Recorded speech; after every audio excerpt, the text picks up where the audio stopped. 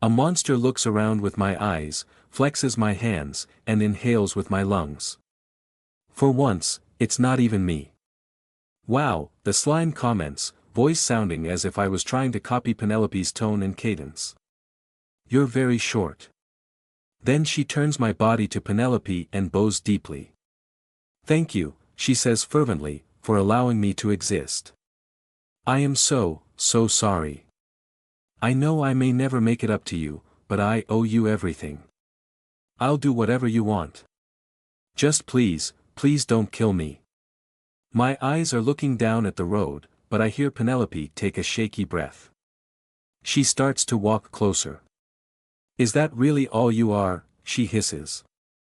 Is there nothing more important to you than staying alive? I begged you to set me free. To let me have just a few moments to reclaim my sanity. Where was your contrition then? I'm sorry, the slime almost whispers. You would have screamed. You would have cried for help. You would have tried to get me killed. I saw your thoughts. You were planning it every time. Of course I was. Penelope screams. You. How dare you act like a person? How dare you tell me that you had no choice while you laughed with my voice, made friends with my team and enjoyed fancy baths under my name? The bath was for you. I wanted you to enjoy. Liar. Penelope shrieks, tears starting again.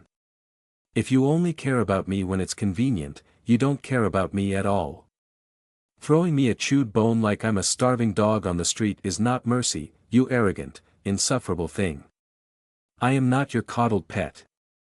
The slime turns my head upwards, finally breaking the bow. Penelope is close, her face a mess of tears and rage. If you were in my position, the slime asks evenly, would you have done any different? If our roles were reversed, would you die for me? Or would you have watched me suffer? She would watch, I suspect. Penelope is a survivor.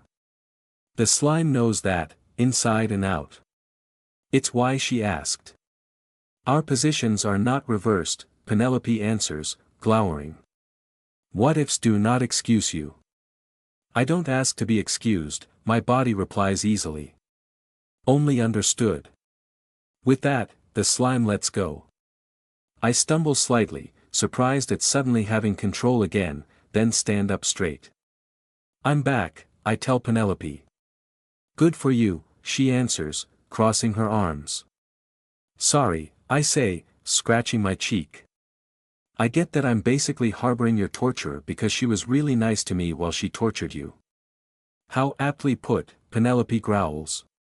Okay, maybe that wasn't the smartest thing to say on my part. I believe her, though, I insist. When she says she's sorry, and when she said she felt like she had no other choice. I don't think she's evil. She did bad stuff, but she doesn't deserve to die. Just, work off the debt, maybe. She's smart and useful. Penelope is clearly livid, but considers it despite herself. If you die, there will be nothing stopping it from taking me over again, she points out. Well, we'd best make sure I stay alive, then. I answer, grinning. She sneers. Thank you, Vita, I respond in a mocking voice, thank you so much for keeping me alive on our hunt, and saving me from mind control slimes, and earning me an indebted slime servant, and escorting me all the way back to Skyhope so we don't get murdered by monsters or bandits on the road. I really appreciate it, Vita. Looking away, she snorts, perhaps trying to hide a smile. You did all those things for your own sake, she protests. Maybe I did, maybe I didn't. But are you free now or aren't you? Holding herself tightly, she takes a deep breath before answering, glancing around the surrounding forest. I suppose I'm free, she whispers. And you're going to stay that way, I tell her firmly. No matter what. I promise. Besides, you're a genius biomancer. I bet you already have a plan on how to stop getting possessed a second time, right? Penelope slowly lets her breath back out, shaking as if still close to tears. She nods to me, though, forcing her expression to stay calculating. Okay. We'll do it your way, then. For now. I smile and nod back, setting off slowly down the road back home. Penelope follows next to me, head held high out of habit more than mood. I reach up, tapping on my neck again to signal my currently deaf companion, and the slime takes over. Hey there, I think at her. Do you have a name? Penelope, she says, causing Penelope to look up. Yes. You can't be named Penelope. Penelope is Penelope. What about Penta? You copy memories, so you're probably gonna end up half Penelope, half Vita. Penta, huh, my body murmurs. I suppose it fits. I'll grow into it, anyway. I still have a deep-seated hatred of nicknames. Oh, you're the slime again, Penelope says, scowling. Yes, hello, Penta answers her. Vita wanted to talk to me. This is about the only way I can do it. Hearing you talk to yourself is disturbing, Penelope answers. At least give me both sides of the conversation. That's not a bad idea, I think. We should practice swapping between each other anyway. It'd be convenient if you didn't have to completely lose your senses when I'm in control, as well. Can you do partial control? Passive control? I don't know, Penta says. It's worth a try. You have a very strange mind. Everything is colorful. Thanks, I think. Thanks, I think. Penta says out loud, copying the way I thought it. Wow, that's really disturbing. Wow, that's really disturbing. We might need to work on the time lag. We might need to work on the time lag. Look, I'm trying, okay? Neither of us have done this before, it's difficult. Penelope gives us a concerned look, prompting me to flash a reassuring grin back at her. My body actually does so about a second later. We'll figure it out, I coax my body to say. It's just going to take some practice. I still can't believe you're attempting this, Penelope answers, shaking her head. It's a parasite, and you're letting it in on purpose. This is going to backfire, Vita. Maybe it will, but I doubt it. If Penta is picking up my memories and habits, well, gratitude is pretty much my single driving motivator. I feel Penta frown slightly, perhaps considering that very thought. You're a lot more manipulative than I took you for initially, Vita, she says. Penelope raises an eyebrow. Hey, I went well out of my way to save your slimy butt, I answer. That's genuine. She smiles with my face. I can't imagine that ever not feeling weird. True, you did. And I know it was. Thank you. Though I must say, I can see why you have such a soft spot for a monster like me. Hey, maybe don't say shit that will get Penelope suspicious. You'll probably be able to tell her, Penta whispers quietly. If she trusts you with me, she'll trust you with that. And if not, we're both screwed anyway. Ha. I don't know about that. It seems risky. She'd be a useful person to know, but if a noble goes around claiming I'm an animancer. You took the risk with me, and I'm basically her. Firstly, you're in my body and I can kill you if you try to tell anyone.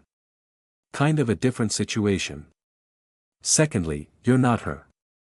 You have aspects of her, but you two are very different people. I think about each of their souls, how Penelope's traits manifested inside the glob of slime but still remain distinct.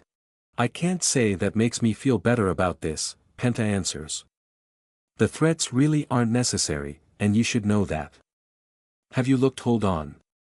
Yeah, I feel it. That's no good. What? Penelope demands. Big monster incoming, both of us say at once. Shit, I thought the roads were supposed to be safe. Well, relatively safe. Something nasty is headed our way, though. A huge, sleek soul, gray and sharp. It feels strained, like maybe it's injured. Oh geez, if it's on the run from an even bigger monster, well, I don't feel anything like that, thank goodness. Still, it's huge and fast and headed right for us. Just Penelope and I against it. I don't like those odds at all. I grab Penelope by the arm and sprint off the road. We leap over shrubs and stumps, making a beeline for the tree lean. Fighting this thing is a bad idea, so I'm really hoping we can just hide. It takes a while to get to the opposite side of the clearing, but we just barely make it before a massive beast crashes out of the trees on the far end. It's a terrifying creature, with 4 limbs each bigger than me that look like thick, muscled arms. The central bit is mostly a sharp-toothed mouth, the arms seemingly attached to a giant head rather than a body. It moves by grabbing tree trunks and hurling itself forward, so when it hits the clearing it's forced to scamper awkwardly across the road. Me. Penelope shrieks. What about you? I have a stick. I yell back, brandishing the weapon. You have a death touch. The banter ends when a massive hand takes a swing, forcing me to duck or get splattered into paste. The wind from the strike missing knocks me on my ass, and I barely scramble backwards as the monster brings 2 more fists down on the section of road we were on just a split second ago. Probably a bad idea, Penta comments, startling me so bad I almost dodged straight into a death blow. She corrects for me, moving us out of the way. My body is light. I had a good night's rest recently, I just ingested a huge amount of souls and I'm feeling better than I ever have before in my life. Yet this toothy, 4-armed freak is way bigger than me, stronger than me, faster than me, and eventually it's only a matter of time before it. Crack. I stagger back as it lunges again, barely keeping my footing. You know, soul, now would be a great time to unlock some new animancy bullshit. There's no answer, of course. I'm not that lucky. Hard way it is, then. I gather all the power I can into my dagger hand. It's big and I don't like my odds, but it's no Remus. I have to try. The massive, monstrous hand swings for my head and stops. Slowly, deliberately, the creature sits down. I look it in the eyes. Its freakish mouth smiles at me. Then, it brings an arm to its own teeth and bites, shattering bone and ripping its limb clean off. Blood sprays over my face as it tears at its arms, ripping itself asunder. Then it moves to the next limb, then the next, biting, ripping, destroying. It screams in pain but bites anyway. Cutting, chewing, tearing, it finally moves to the 4th limb, haltingly, staggeringly, but collapses before it can finish its cannibalistic self-quadriplegia. I take a deep breath, nearly collapsing back to the ground as a tiny, nearly invisible blob of slime flows out of the monster's back, over the ground, and back up my leg.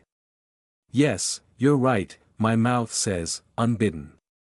I suppose it is more efficient if I let you control your body. Okay. You earned that one. Thanks, Penta. The monster is still breathing, if barely. I painfully stagger back over to where I dropped my spear, holding it one-armed as I circle around towards the monster's eyes. Can it move? No, my mouth promises. I suspect it will die on its own in a few minutes, if that. Lie down. Penelope orders, running out from cover towards me. Shouldn't we get away from the sewer? Lie down. I obey. I'm worried about scavengers coming after us, but I'm not gonna argue with the biomancer. I let myself collapse to the dirt, searing pain hitting me anew as the adrenaline starts to wear off. I thought it was pretty bad at first, but now it's getting worse and worse. She reaches me, hitting my body with a quick scan before starting her work. This is going to be uncomfortable, she comments, as the inside of my chest starts to reconfigure itself. Shards of bone are ripped out of organs as the organs stitch up and move back into place. Occasionally she stops to collect and pull concerningly large globs of blood up from my lungs and out my mouth, telekinetically tossing them onto the road with a splatter. I didn't exactly have a lot of time to think, I complain. There was sort of a giant, hungry monster taking up my attention. Thanks for not killing me while you worked, Penta adds. Actually, better question, what the hell was Remus thinking, sending us back to Skyhope alone? Penelope grumbles, seemingly ignoring both of us. Didn't he think you were his child, or something? He probably thought you would be safe with Vita, Penta answers. Charging out from deep in the forest is not normal monster behavior. Besides, his child would have lived no matter what. We can always just infect the winner of a fight and find a new host. How very comforting, Penelope grumbles. We need to stop him before he spreads any more of you. Agreed, Penta and I say together. He's not considering cooperation an option, when it obviously is, Penta adds. But what can we do to stop him? He's controlling Remus. Can we just send the guild after him? I groan. I've had enough of getting beat up by Remus for one lifetime. Penelope snorts. The guild head is a bureaucrat, not a hunter. He'd call in other hunter teams or possibly the Templars, and they'd all happily kill Remus in order to deal with the slime. Ooh, maybe I can pick up his soul. No wait, Remus dying is bad. Right? That's bad. I guess I like Remus. They'll also start a purge looking for other Nora, Penta comments. Which might get them searching for us. The implication being that that would not only be bad for Penta's longevity, but also mine. There's no way the Templars don't have some method of detecting animancy. Yeah, that'll probably all suck, but the alternative is trying to kill Ramuslim ourselves, I point out. Is that even possible? Penta and Penelope have no answer to my question, which seems to settle it. I stand up and stretch, heading over to the monster corpse and giving it a spiteful kick. Damn, that soul was good, though. I wonder if its meat would be good. Should we take an arm home? No, that would attract other monsters. Ooh, maybe we'll get attacked again and I can eat more souls. Your gluttony is a little concerning, Penta comments. Watcher's eyes, is she thinking about eating that thing? Penelope grimaces. Of course I am. It's free meat. Maybe we can treat it real fast and chomp it while it's juicy. I am pretty hungry after all that biomancy, so arguably. No, we're not eating raw monster meat, Penta objects, forcing me to start the walk back to town. How about we get out of here before the scavengers get ballsy, I mentally pout but don't overrule her, and a relieved Penelope follows after the two of us. An hour of walking later and the forest finally gives way to farmland once more, vast fields of grain being the only thing left between us and the city. Now that relative safety of civilized lands is in reach, it strikes me again how beautiful it is out here. Even the grain fields are a new and exciting sight to my eyes. I simply haven't seen unthreshed wheat more than a few times before, and the hypnotic way it flows in the breeze captures my gaze like nothing in the city can manage. The forest is even more beautiful, full of exotically colored flowers and dazzling spreads of insects, though I rarely get to appreciate any of them due to the constant danger of simply being there. Penta smirks with my mouth, bringing my other hand up and completing the self-high five. If not for all the times you've gotten the shit kicked out of you, Vita, I probably would have been too scared of pain to try it. You are remarkably resistant to trauma. Well, if that was too brutal for you, you could always hold a body still while I impale it through the eyes instead, I comment.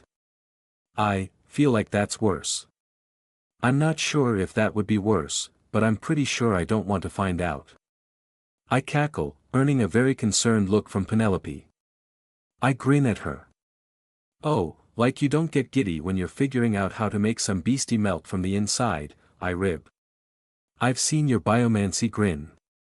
My what? Penelope protests. Your biomancy grin. I answer. You know, when your face looks like you downed a bag full of gleeshrooms whenever you get to use your talent to kill something. I do not have a biomancy grin. You super do, Penta comments. It's okay. We can admit that modifying liver cells to release anticoagulants into the bloodstream is ingenious both medically and poetically after Vita nearly died to that very same poison. But the real fun came from introducing it arbitrarily via infection. Penta finishes for her. Poison is boring. Making the body produce the poison it's poisoning itself with? That's hilarious. Well, making the body produce its own doom is the fundamental basis of disease. It's not that revolutionary. I merely liked the idea of extrapolating on that, altering the basic concept to adapt a filtering system into the reverse. I suppose it might not have been the most efficient way to get the job done, but when given time and opportunity one think it is important to occasionally forego standardized methods in order to experiment. I grin internally, letting the two of them chat. Damn, Penelope was desperate to talk nerdy with someone, huh? My body moves on its own now, the will of a friend guiding it along. When unwanted, I see how thoroughly this feeling would be a dread horror. I, however, can be comfortable and safe with the knowledge that I hold Penta's life in my complete control and can kill her at any moment. I'm vaguely aware that's maybe not the best foundation to build a friendship on, but it is what it is. Now that I don't have to worry about my body for a while, I'm free to concentrate on souls. Specifically, my soul. The last time I took a real deep look at it was quite a few blasphemies ago. I always feel it, but I feel it in the way I always feel my own skin. It's just there. Before, it was a small, black thing, cracked with flashes of light underneath. Now, the cracks are wider, scintillating colors flashing beneath the hard, rough shell like a chaotic storm. Some part of me squirms inside, stretching gleefully as my soul grows. Some of the cracks are so wide that maybe, I can push bits of myself out. I want to come out. I'm ready, if I choose, to cast off my dark shell and hatch. To cast off the veneer of humanity that keeps me contained. I do not require these pathetic trappings any longer. Vita. Vita, hey, my body shouts, slapping itself lightly. You okay in there? My thoughts stall. What was? How about you don't do whatever you were about to do, she murmurs. Okay. Yeah, okay. That sounds good. At my agreement, Penta relinquishes control of the body, leaving me to walk the rest of the way back to Skyhope in silence. Is it war? Doesn't seem like it. They didn't stop Penelope or me at the gate, so they're probably not after me either. Are Lynn and Rowan okay? Rowan is working with the Templars, but Lynn is wanted by them. It's a toss-up on whether or not this is actually good. What the heck is going on? I had completely forgotten Hive Rock was passing over tonight, Penelope comments, staring at the sky. I follow her gaze towards tonight's incoming island, a monstrous, vertical ovoid covered in artificial fortifications. The best guess people of Skyhope have is that the entire inside of the island has been hollowed out to make them, the creatures living within, consigning themselves to eternal darkness as they built their nation inside. Oh yeah, I murmur. Me too. It's kinda been a crazy few days, huh? Explains the Templars swarming all over the place. Penelope hums noncommittally, staring up at the island. I suppose we'll be drafted, since we're hunters now. Do you think they'll attack us? I ask. She scowls, thinking. Staring out at this distance, there's no way I can make out the thousands of bug people that might be crawling along the outer walls, ready to drop. Though the island passes over 4 times a year due to its quick orbit, I've never actually seen any of the battles, only heard the chaos. Street rats know better than to wander out of hiding on Hive Rock nights. I haven't the faintest idea what Hive Rock will do, Vita. They haven't attacked in over a year. With luck, we've finally convinced them we're not worth the effort. But perhaps they've simply been preparing. I nod. What a pain. Although, if there was a big battle, maybe I'd be able to collect a bunch of human souls. That could be good. Whoa there, that took a sudden turn, my mouth murmurs involuntarily. Penta. I didn't mean it would be good if people died, I meant that, you know, if they're going to die, I may as well. We are going to need to find somewhere private to talk, Penta whispers quietly. Soon, please. Okay. I'll figure something out. If you could not embarrass me by talking to yourself in public, Vita, it would be appreciated, Penelope says flatly. We still need to alert the guild's branch leader about Remus. Or I suppose we could go right to the Templars, with all of them out and about. Yeah, no Templars, I insist. Let's handle the branch leader. You'll need me there, then, Penelope replies confidently. Honestly, I should do it all myself. He's not going to want to talk to you. Rude, I comment, wrinkling my nose. So he's going to want to talk to you, then? I am a noble of House Vesuvius, she responds haughtily. He's obligated to talk to me. What are you going to tell him? I ask. I don't want to contradict you by accident. Just the truth, Penelope answers. No need for a complex lie.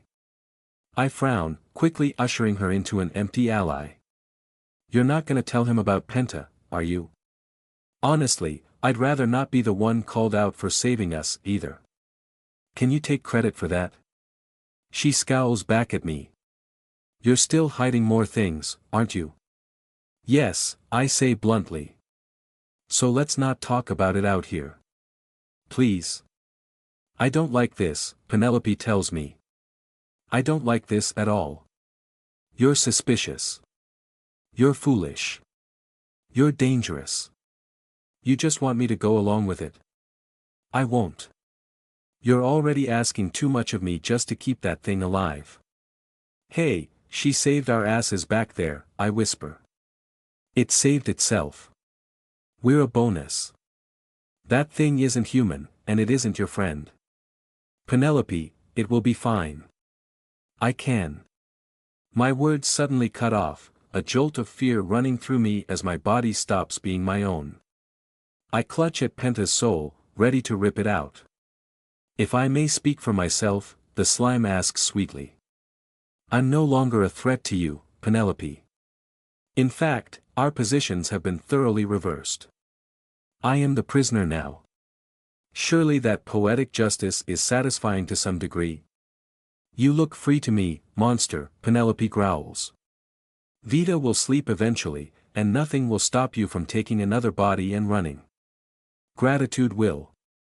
And if you don't believe that, fear will. You can become anyone.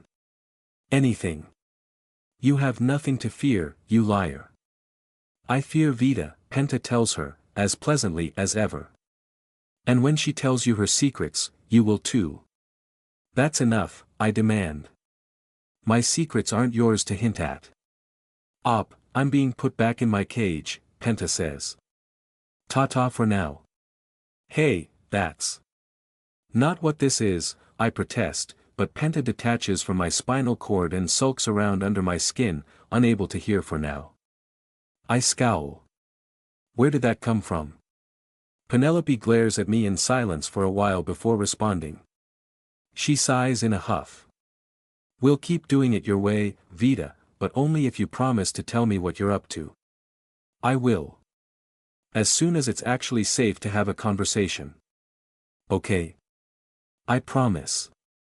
Just hear me out until the end, okay? It's a lot. I'll promise to hear you out. I won't promise to agree with you. And I won't lie about you killing the slimes. I scowl. Not ideal. I don't want my kill power public, but I guess I have to compromise somewhere. You won't mention Penta. I confirm. I won't, she answers begrudgingly. I won't help you hide that thing, but I won't bring it up. Fine, I agree. I need to go home and help get everyone safe for the Hive Rock. We'll meet up at the guild later, okay? She opens her mouth to protest, but ends up just huffing out air. Okay, she says instead. Make sure those kids are safe. I grin. She cares. Okay. Running off towards home, I poke at my neck a bit. Is Penta sulking? I keep prodding at her until she takes control again, our run not even stuttering. She was getting good at that really fast. What? She snaps. You seem mad. I prompt. Is everything okay? Sorry, I murmur. But if you run away or start splitting, you're kind of a huge threat to countless people. Oh, like you're not, Penta scoffs. So much for sympathy between monsters. Oh, and your mental musings on letting me replicate in order to farm my children are just extra fun to sift through. That was not, it's just an idea that popped through my head.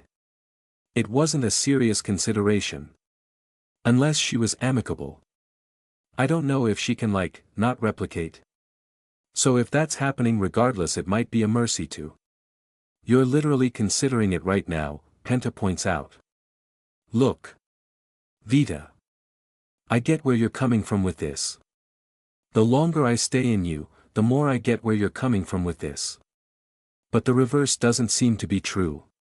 Learn to empathize. I can empath. Don't argue with me on this, Penta says, cutting me off again. Please. If you keep thinking of me as a tool, that's all I'm going to end up thinking of myself. I scowl. I don't think of her as a tool, do I? I think of her as a person. I saved her life. I let her live in my body. What more does she want from me? Sorry. Never mind, forget I brought it up, Penta says sulkily. Can you at least get along with Penelope so I don't die? Duh, I want to befriend Penelope anyway. Although I'm curious. Can she? Yes, she can kill me. Of course she can. I might be able to counter her biomancy plagues, but she came up with half a dozen that could end my life from a distance, and I've no doubt she could come up with more. Counter how? I think, giving up on speaking aloud. She's a learned biomancer. I have her memories. So, I'm a learned biomancer. Sick. No, the opposite of that. You literally can't not know what I meant. And the fact that you are both aware of that and okay with it is intimately disturbing to me. Aren't you worried about your secrets? I mean, it's not like it isn't freaky, I think. But ultimately I don't really like keeping secrets. It's necessary, not desirable.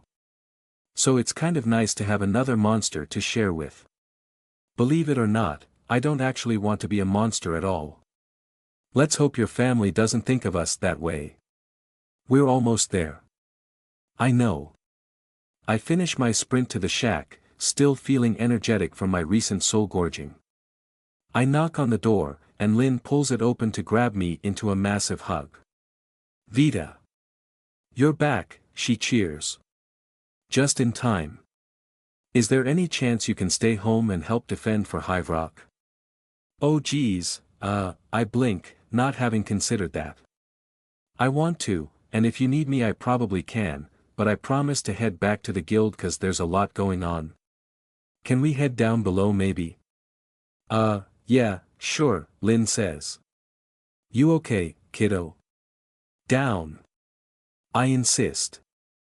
Down, down, down. I hop down the ladder, a concerned Lynn following. It's not that much of a drop, but it's really cool that I can just jump now and not worry about hurting myself. Rowan is already down there, and he turns and flashes a huge grin at me when I drop in. Vita. Hey. How are you doing? Really weird. I answer, running up to hug him. He grabs me and returns the hug, spinning me once. Weird how? He asks. Lynn finishes closing the hatch and drops down afterwards, looking thoughtful. Well, do you guys think I'm not empathetic? Well, I wouldn't say that, Rowan hedged. But I do think you have a very different worldview than most people. You tend to filter things through that. That's totally normal though, Lynn adds. Everyone does that. Why are you asking? Well, the parasite who lives in my brain and has access to all my memories says I'm not empathetic enough. There's a beat of silence. Rowan and Lynn look at each other, as if to confirm the other was feeling just as confused and horrified as they were. Vita, what did you do? Rowan asks. Nothing. I protest. Okay, technically a lot of things, but okay. Look, so on our way back from the mission, Penelope and Remus both got infected by these mind control slimes that are only as smart as whoever they're controlling, right? The one in Remus is a huge jerk that tried to infect me, but the one in Penelope was super nice and helped heal the kids and stuff. So when I found out they were all slimes, I didn't want to kill her, but she has to be in somebody's body, and being trapped in her own body was a waking nightmare for the real Penelope, so I had to let her hang out in mine. Her name is Penta, because she's like an amalgam of me and Penelope's heads. Also, if anybody else finds out about her, she'll probably die. Wanna talk to her? Sure. Lynn says, deciding to embrace the crazy. Penta takes full control, smoothly altering my posture to be more like how Penelope carries herself. She didn't normally, perhaps it was for Lynn and Rowan's benefit. Hello, you two, she says. I know a lot about you, but it's nice to finally meet in person. Hello. Penta, Rowan says slowly. What are you, exactly? I am a translucent pseudo-liquid. Approximately 2 inches in diameter when condensed into a spherical shape. I am capable of permeating flesh and integrating with a body's nervous system in order to read and spoof commands. In other words, mind control slime about covers it. And you can just do that? Lynn asks. To anyone, yes, Penta says. At least so far as I know. Although you don't have to worry. If I attempt to leave Vita's body, she will kill me. So for now, we're taking turns. I chime in. Which is to say, I'm mostly just hiding. Vita's natural abilities make me a non-threat to her, as for some reason she can still use them when I'm in control, Penta finishes. You know, Rowan says, just when I think I can start to relax about you, Vita, you always find some way to make me utterly terrified again. She's a teenager, Penta says. That's how fathers are supposed to feel. Rowan chokes on something and starts coughing. Hey. Rowan isn't my dad. Vita, Rowan could not possibly be any more your dad. Just like Lynn is. Lynn's face twitches dangerously. Your big sister, Penta finishes, not missing a beat. Lynn grins, suitably mollified. Welp, I like her, she says. This is betrayal. I protest. Lynn is totally my mom and you know it. Can we stop arguing parental lineage and address the fact that you have a slime from outside the walls living inside your head? Rowan asks, exasperated. Yes, I'm going to need a place to hide, I suspect, Penta says. Will you? I ask. Biomancers can't even detect you, right? I was lying through my teeth about that, Penta explains. I could absolutely detect myself with Penelope's spells. I wouldn't be surprised if the Hunters Guild has other ways to deal with Nora as well, since they're aware of us. But where would we hide you? I murmur, glancing at Lynn and Rowan. Hell no, Rowan says firmly, holding up his hands. Vita, I love you to death, but the fact that you somehow managed to make yourself even more existentially disturbing is both impressive and not something I want a part of. Yeah, please don't put your parasite in anyone, honey, Lynn says. No offense to Penta, but that's not going to fly here. I frown, but nod. That makes sense, having my body controlled by a slime wasn't exactly the most fun thing in the world. Sorry, Penta murmurs. It's fine, I think back. I knew it would be like that when I took you in. But now we've got to figure out how the hell to hide you. How long can you live outside a body? Not long, Penta admits. I'll start to starve after a few minutes without a host. Knowing what I know now, I think my body starts to consume my soul for energy to survive that. I think that's what causes me to lose memories. I frown. Interesting. So you can eat souls too? No. Not like you do at all. But you've seen that sick and dying creatures have strained souls, right? My species is always strained outside of a host. Our bodies aren't designed to function on their own. Yet instead of dying like we should, we consume our very beings for fuel. So can we just put you in a rat? It would certainly help, yes. But a rat's brain can't do what I need a brain for anymore. My soul is too big. I'd probably still start to lose myself after a while. I thought Penelope was disproving the whole brain-soul link. I have my own theory, Penta said. We can use you to confirm it. But later. Surviving the day comes first. I glance at Lynn and Rowan, their faces placid as they wait patiently for me to stop babbling to myself like a crazy woman. I'm honestly surprised you don't even question the mind control slime, I tell them. It's less surprising than the animancy thing, Lynn says, shrugging. By the way, we got you another rat bucket to celebrate your return. Oh, sweet. I cheer, grinning. Told you she'd like it, Lynn says, nudging Rowan. He puts his face in his hands. Watcher, why is my entire family insane? He asks ruefully.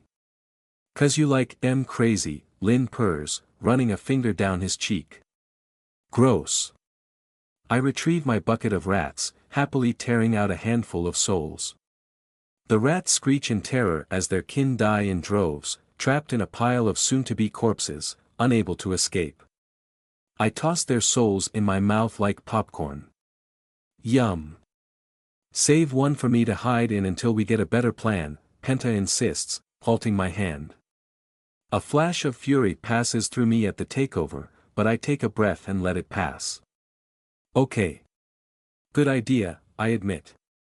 I also want to see if we can use one of the rat corpses to make a me-slime revenant. You know, of the Nora that Remus put in me. I've been hanging on to that soul since I figure it'll probably have good information. There's a long pause before Penta responds. Well, go ahead, she answers eventually. I had no special attachment to her, and she might have good information. Whoa, hold on. Lynn says. You want to make a zombie in the house? No, I say. I want to make a revenant in the house.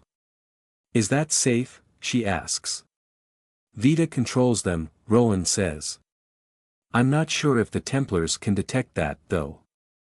There aren't any nearby, I reply. Everyone within 200 meters is way too small-souled to be one. Still, it seems like a risk, Lynn says hesitantly. Hatch? Rowan asks. What does that mean? I have absolutely no idea. I pluck a corpse out of the murder bucket, nabbing Slime Vita's soul as well. Putting the two together, I find that this time it sticks just fine. The rat looks around in confusion, and squeaks. Hey there, I tell it. Can you understand me? The rat nods. It looks around rapidly, then scurries over to a dirty part of the floor, starting to scratch something into the ground. I'm not a good reader, surprise surprise, but I've slowly picked up the alphabet and can sound out small words. The ones here, I understand. Hi MOM. This must be how Lynn feels. I stare at the words. Rowan looks on with concern as Lynn tries to hold in a laugh. I pick up the small rat in my hands. She squeaks happily, nuzzling me. Then I hug my beautiful rat daughter. I hereby name you Vitamin, I declare, squeezing her carefully to not break the dead bones. For you are like me, but very very small. Look who's a mom now, kiddo. Lynn says, grinning massively. Oh gosh, Lynn. You're right. I reply, smiling back evilly. I hold up the little rat. Vitamin, meet your grandmother. Lynn clutches her chest and dramatically falls over backwards, making gagging noises as Rowan and I erupt into laughter. Ah, Vitamin is so cute. Why did she call me Mom? No, wait, of course she called me Mom. I raised her. Ha. It's great to meet you, Vitamin. I say. I wanted to ask you if you know where Remus is, or what he's doing. The rat nods happily, hopping off my hands and scratching more into the dirt. Dad is in Lisha village. I choke a little after sounding the first word out. If I'm mom, Ramuslim isn't your dad, okay? You're like, adopted. Okay. So, what's he doing in a village? I ask. Spreading. Wonderful, I murmur. It even writes little exclamation points, Rowan murmurs.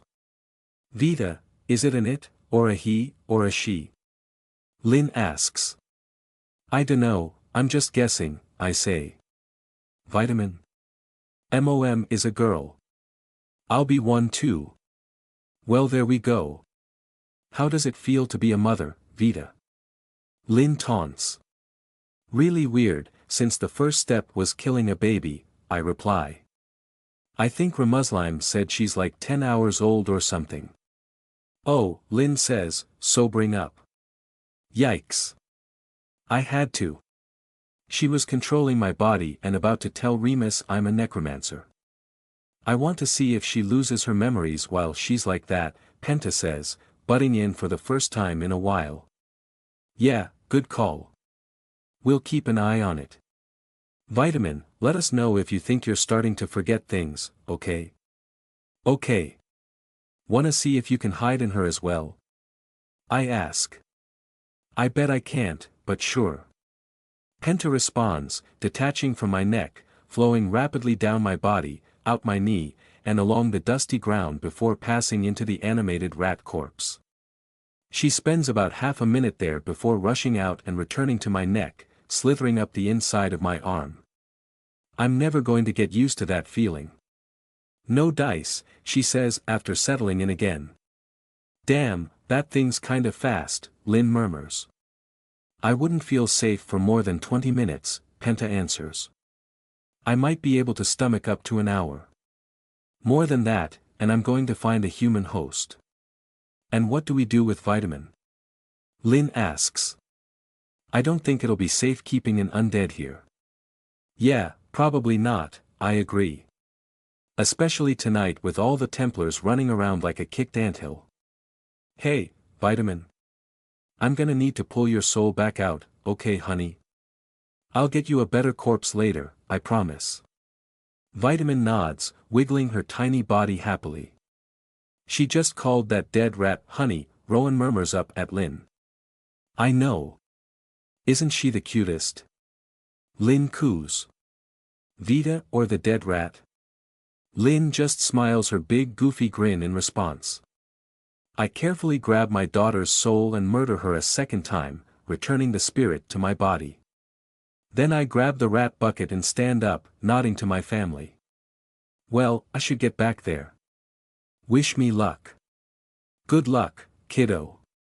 Lynn cheers. If they put you in jail, I'll be sure to come break you out.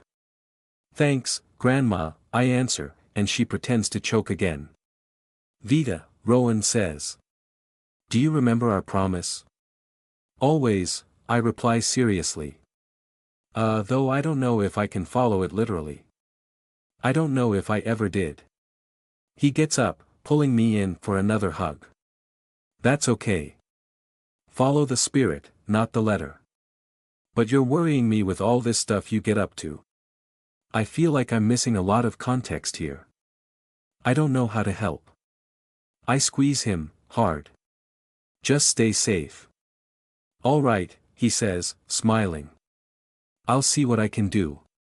I rush back towards the guild, keeping a wide berth from the many Templars roaming around. They're strong. Not as strong as Remus, at least not the ones I see. Way stronger than me, though. They're all pretty close to Penelope's level, actually.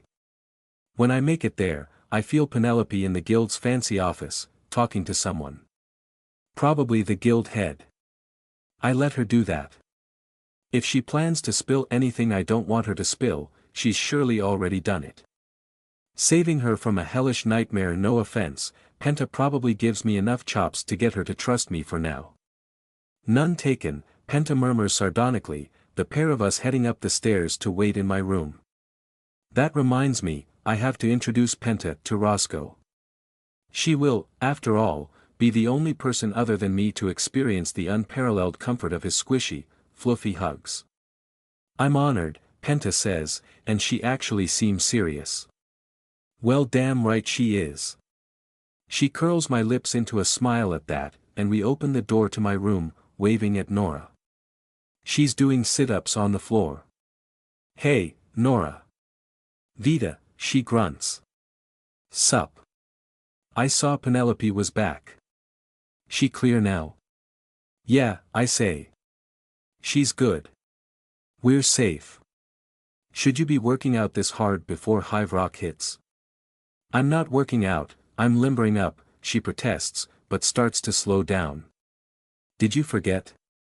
I ask, smirking as I go sit on my bed. It's kind of been a crazy week, I say. Not a lot of time to look up. Penelope and I forgot too. I nod, pulling Roscoe from his hiding spot and sitting him on my lap. Yeah, sounds the same as where I grew up, I tell her. She raises an eyebrow. Didn't you grow up here? Like, the place with all the crazy powerful Templars? Yeah, but they sure weren't patrolling my neighborhood, I say. Nora wrinkles her nose. It sounds like it's my turn to go have that life-changing adventure over at your house. We can bring Bentley to make it expedient if you want. I snort. Sure. The ghetto wisdom is included free if you bring food. It can't be that bad, right? I give her a flat look. All right, sorry, she says, holding up her hands. I look forward to seeing the place that shaped the world's tiniest badass. I roll my eyes, picking Roscoe up to look him in the eyes. You hear that, Rossiwassi? Nora thinks I'm a badass. Penta vibrates in the back of my neck, presumably from reverence and not laughter. I also magnanimously pretend not to hear Nora making eyeing noises. I fall over onto the bed and continue to snuggle for a while. God damn, I am just so tired. At least I got sleep last night, because with Hive Rock up I'll probably need to pull an all-nighter again. The person Penelope is talking to has a small soul, brown and warm like dirt under sunlight. Or a turd, I guess, but the earthy tones to the feeling are inviting and fresh, not putrid. As the man speaks I think it's a man, though it's hard to tell. His soul moves ever so slightly up and down in time to the ebbs and flows of the conversation, like bobbing on a wave. Penelope's soul, meanwhile, hums ever so quietly. It's a tune nearly impossible to feel, but the more I focus, the more I think I can hear the song. So where's Remus? Nora asks suddenly, snapping my trance. No sense lying to her. Penelope is telling the branch leader everything anyway. He's off mind controlling a bunch of people with his slime babies, I explain, still cuddled up on my bed. She laughs. Okay, but what's he actually doing? I roll over and stare at her. What? She asks. He's mind controlling a bunch of people with his slime babies, I repeat slowly, being sure to articulate this time. Yeah, he tried to put one in me. It didn't take, I pretended it did, then I freed Penelope. Couldn't save the boss. Nope, I confirm. It's kind of super bad. Penelope's telling the guild head now. How did you free Penelope? I sigh. I guess I may as well tell her that too. The sensory thing isn't the only thing I can do, I admit. I've been keeping another talent a secret cause I don't want to freak people out. It's kinda murdery. Yup, I admit. Sorry for keeping it under wraps. It's not really the best power, but it helps against small things. Aw, poor Vita, Nora coos, getting up and walking over to my bed. She leans down and gives me a big hug. You killed something on accident, didn't you? The hug surprises me a bit, and I stiffen up before leaning into it a little. Yeah, I admit. How did you know? She shrugs. It's how the murder powers go. My little bro killed our pet cat when we found out. Oh, I mutter. Well, that's not too bad. Vita, Nora murmurs, please don't say something horribly sad like, I've never pet a cat before. I have. I protested. It was dead at the time, but still soft. The feral cats don't let you pet them when they're alive. Yep, there it is, she says tiredly. Penelope opens the door at that moment, peeking her head in. Nora, have you seen, Vita. The branch leader wants to see you. I frown. I'm not in trouble, am I? She snorts. No. Not yet. Good enough, I relent, exiting Nora's hug. I put Roscoe back in bed, grab my bucket of rats, and follow Penelope out the door. Then, before we get to the branch leader, I grab her and pull her into an empty room. Ack.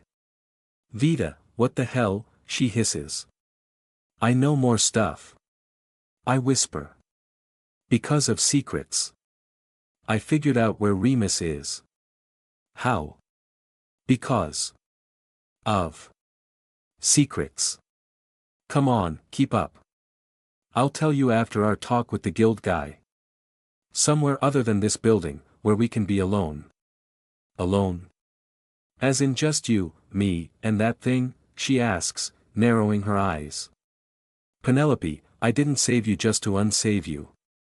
A whole bunch of dead rats, I say honestly. I was hoping you could treat them to be edible. She spends a moment struggling to respond to that before shaking her head and changing the subject. So. Where's Remus?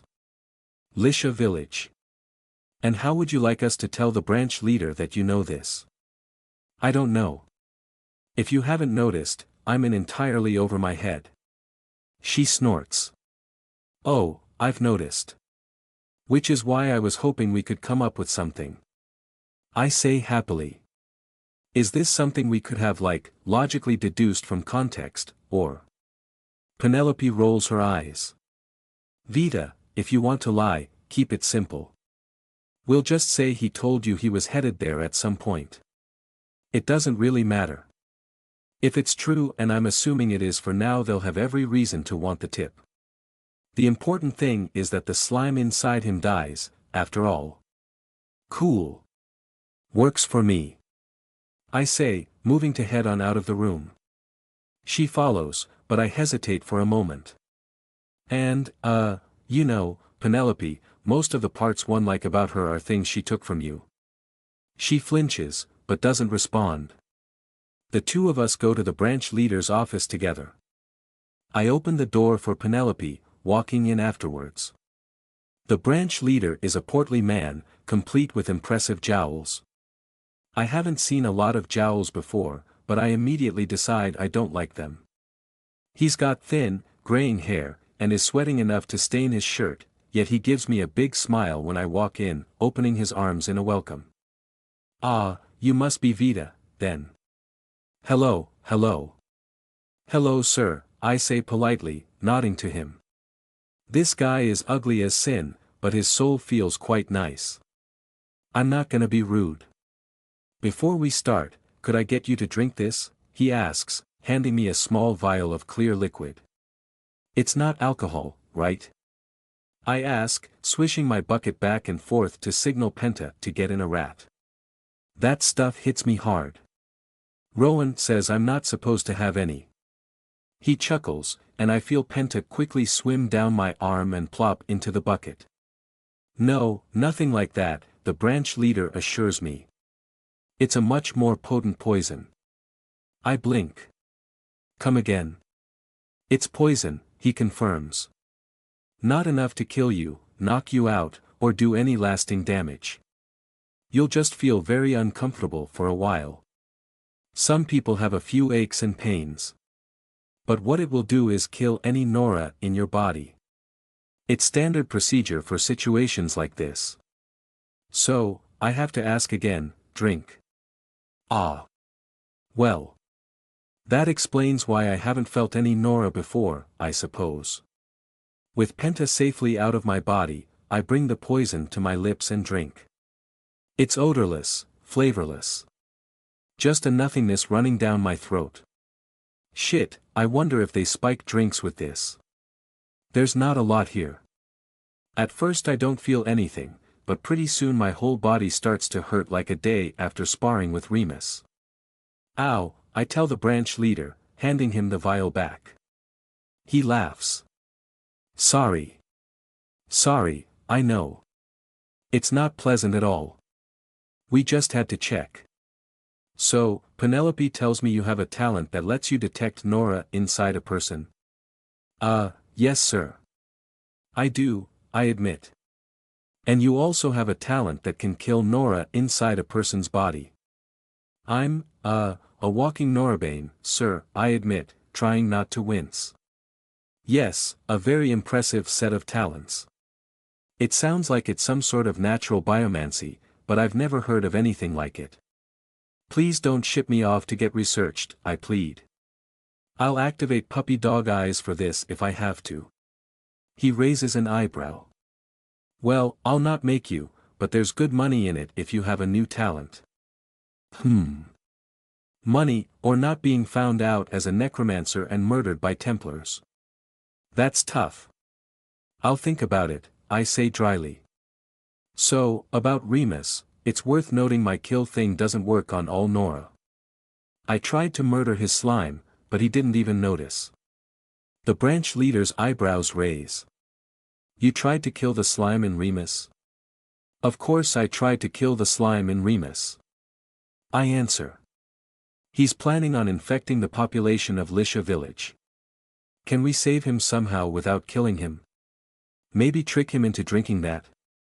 Well, I'd certainly like that, but I doubt it will be that simple to get. The drop on a man like him. We have to assume that thing is just as powerful and clever as its host. A random idea forms in my mind. It's probably worth bringing up, at least. Well, he thinks Penelope and I still have Nora in us, I say. Can we sneak in and spike a drink with it? He strokes his salt and pepper beard. If the two of you would be willing to try, well, we would be loath to lose a man like Remus. He is an asset to the guild and to the city. Penelope stares at me in half terror, half fury. What? Oh. I guess I sort of just volunteered her to walk into a village full of Nora, didn't I? I guess she, probably wouldn't like that. I mouth sorry at her. It doesn't seem to help. Obviously, we're not going to entrust a mission like this solely to a pair of new guild recruits.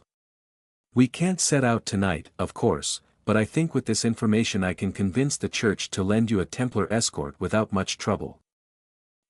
Gosh, I mean. I don't know if that's. It's no trouble, I assure you, the man says happily. This is exactly the sort of thing the Templars are for. Our branch of the guild has a very positive working relationship with them, and I think they'll be more than willing to try a plan to save Remus. As soon as we're safe from the threat of Hiverock, I'll get everything ready for you. Can the both of you make sure to stay in the guild tonight? Thank you. He ushers us to the exit, politely gets us into the hallway, and shuts his door. Penelope and I take a few stunned moments to process the amount of shit I just got us into. Vita. Penelope hisses softly. You absolute, imbecilic, insane. She takes a deep breath. Fine. Let's go to the mess hall. I'll have to burn through your metabolism. Hey, fine by me. The two of us head downstairs and I start stuffing my face, Penelope casting on me as she eats a little herself. Eventually, she nods to me and I stick my hand in the rat bucket. Penta flashes up my arm immediately, settling into my neck and shuddering a little. Slimes vibrating inside my spine is not something I think I'm ever going to get used to. That was deeply unpleasant, my voice comments on its own. We need a better strategy than that. Hey, sorry, I think. I'm trying. Did you lose any memories? A few, I think, but nothing important, she murmurs quietly. I'm more concerned about my new memories of being a suffocating rat in a sea of her brethren's corpses. Oh. I might not have thought about that. Empathy. Are you done? Penelope snaps. I'm still owed my explanation. Right. Are you okay with heading back to my place? She scowls. The branch leader asked us to stay here. He meant for tonight. Like, for Hive Rock. Come on, we'll be back way before then. Sorry, Penta says, and then I speak after her. It's just not something I can talk about here. Plus I was sort of hoping you'd treat the kids. Is that I know that's something Penta promised, but... Penelope scowls. Fine, she relents. I grin and we get ready to go, making sure she dresses in her armor this time. I collect my money from the receptionist and we hoof it back to my place to the sound of yet more hemming and hawing about us having to run. I'm once again greeted by a grinning Lynn. Vita. Hey, kiddo, back already? Who's this? Hi Lynn. I say happily, running in for a hug. This is Penelope. Like, the actual Penelope. She knows about stuff. And I need to tell her more stuff. If that's okay. Oh, is this the girl that healed the kiddos? I smile. Technically no, but... We're gonna get healing this time, too. Lynn's eyes go wide. She bows her head at Penelope, much to the girl's embarrassment. Well, thank you very much, Miss Penelope. Please let me know if there's anything I can do for you. No. That's quite all right, Miss Lynn, Penelope said, putting one hand over her collarbone. I assure you, if I did not owe Vita my life, I would not be here. There is no debt for you to pay. Liar, Penta whispers softly. I grin. So, I know this isn't an outsider thing, but... The biomancer that heals the kids is an honorary family member, Lynn says, waving you off. Rowan's still down there, tell him I said it's okay. You sure, though? If by more stuff you mean well, She looks a little rich for it. Penelope blinks, her face blank. She's never heard that slung back the other direction, has she? I promised her, that's all, I say. If it doesn't work out sucks to be me, I guess. Sorry, I say honestly. I want to. I shouldn't, though. Bunch of things happened, and I'm needed at the guild. I might be sent out soon, too. Shit. Good luck, Vita. You too, Lynn. Biomancer says the kids need meat and veggies sometimes or they'll get sick, I tell him. If you don't figure out how to please the mob and feed everyone, I'll smack you. This should be more than enough. Who's this? The biomancer? Rowan asks, tilting his head at Penelope. That would be me, she answers dryly. Could we have fewer family reunions and more explanations, please? Yeah, okay, I agree. We silent, Rowan. As always, he answers. I take a deep breath. This is it then, huh? Blasphemy time. Am I really going to do this? This conversation could decide my future. If it goes poorly, I could be driven out of the city or worse. But if it goes well... I'm a natural mage, I tell Penelope. You don't say, she answers blandly. The kind of magic I'm able to naturally cast is necromancy. That breaks her demeanor a bit. She narrows her eyes, hands flicking into spell patterns. I glance at Rowan, relieved to see him looking more thoughtful than worried about whatever she's casting. She finishes her spell in short order. Prove it, Penelope says. I shrug, pulling a rat corpse out of my bucket and lobbing it at her. I had been expecting a shriek or something but she actually catches it. That's dead, right? I say. Very, she confirms, giving it back. Holding it in my hands, I push Vitamin's soul into it. She twitches a bit, then looks around.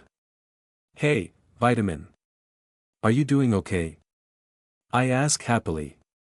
The little rat nods. I smile at her. Yay. I just wanted to give you a hug, okay? I do so, squeezing her lightly against my chest. That was all. Love you. I pull the soul back up, then look at Penelope. She scowls. I see, she murmurs quietly. So your scouting ability? Soul sensing, I tell her.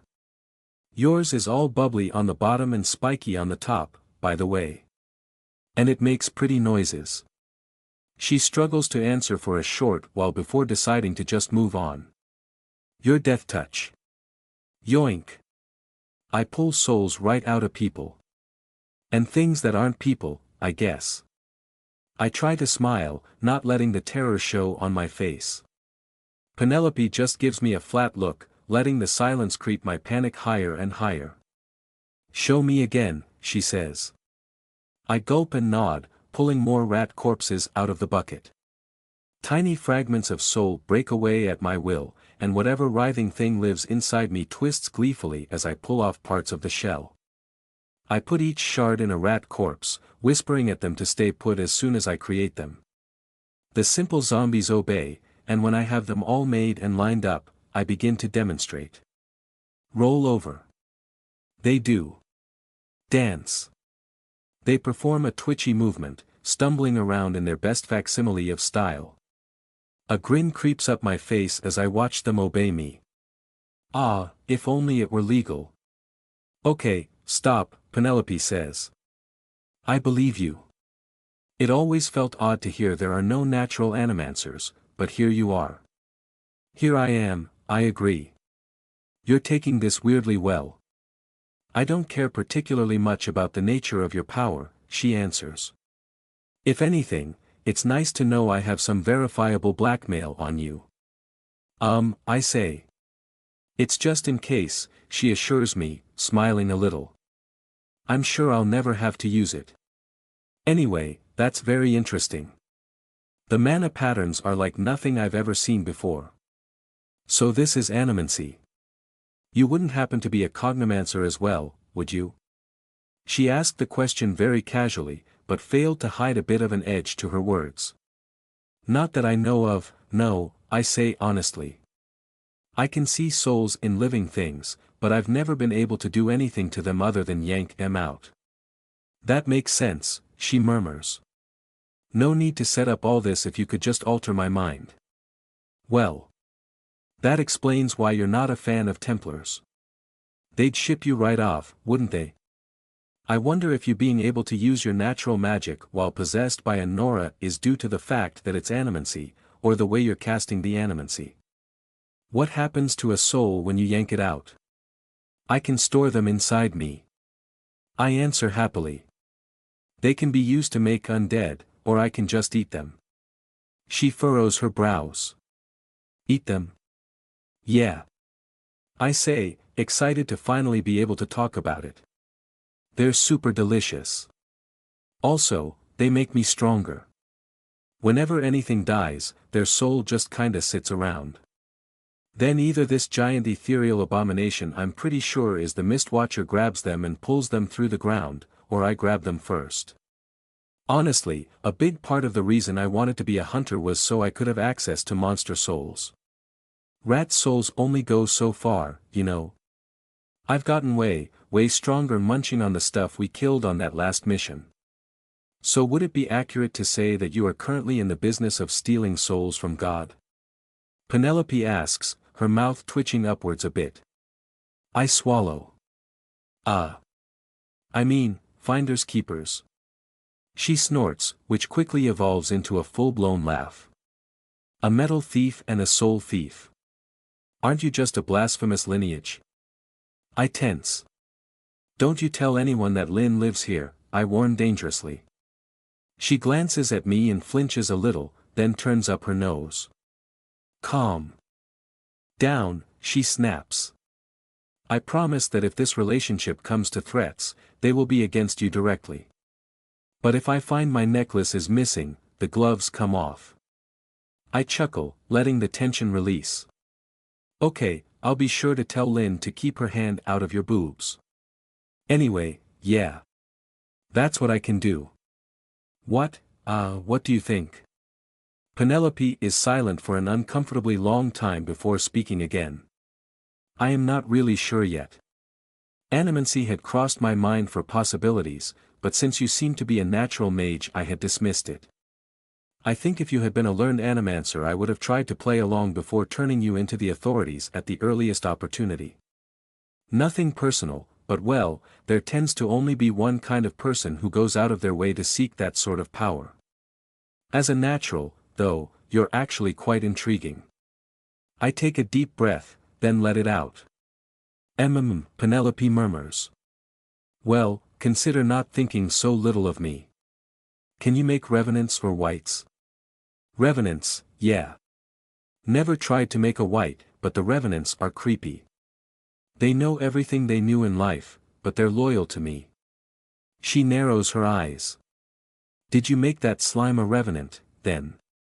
Nah, Penta's just a product of good, old-fashioned extortion and threats. My hand moves up of its own accord and flicks me in the nose. Ow. I was kidding. But you're saying, basically, that you can rip people's souls out and turn them into loyal servants that know everything the host knows? Penelope clarifies. Yeah, I guess. She frowns, tapping a finger against her arm. This time, her poker face is perfect, but her soul trembles. Interesting, is all she says. I order my mini-rat army over to me and yank my soul bits out, putting them back where they belong. Yeah, I agree. It's interesting. It's what I am. I'm trying to grow strong enough to defend myself when the wrong person eventually finds out, and support my family in the meantime. Well, good for you, Penelope says. I think you've told me everything then.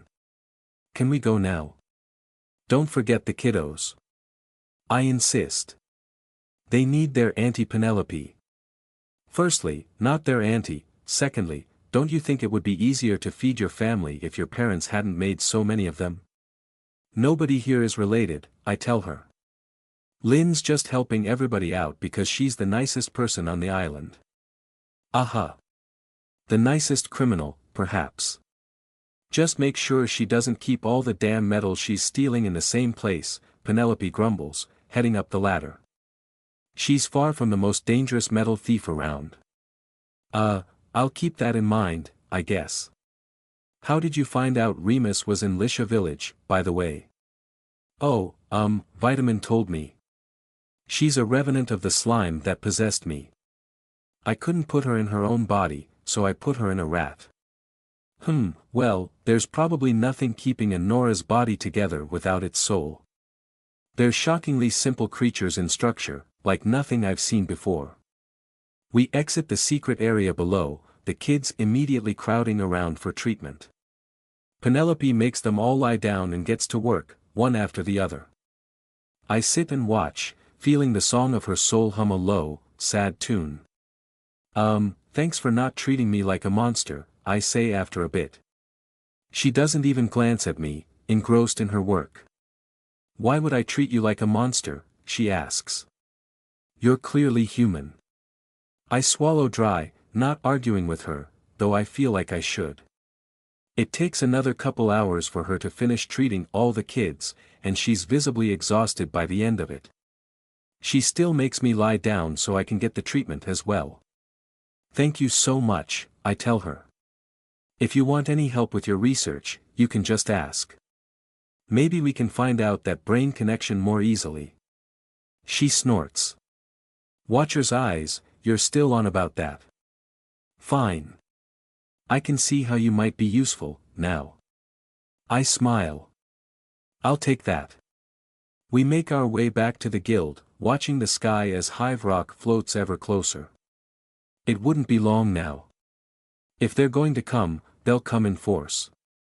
For the first time in a while, though, I'm feeling kind of optimistic about it all. Hive Rock floats abnormally close to our island. It schemes just barely above the great mountain Claw Peak, which crests a few thousand feet above the walls of Skyhope. I've heard that closeness, as well as the abundance of farmable land on our island, is what makes our island so appealing for those invaders. Yet who really knows? Back at the guild, we find the rest of our team together in the mess hall, along with a ton of other hunter teams. Almost all of them have been recalled for this, apparently. So many huge, interesting souls. Vita, Penelope. Hey. Bentley says, waving boisterously at me. I smile and wave back. As I walk on over, Bentley immediately gets up and squeezes me in a huge hug. Vita.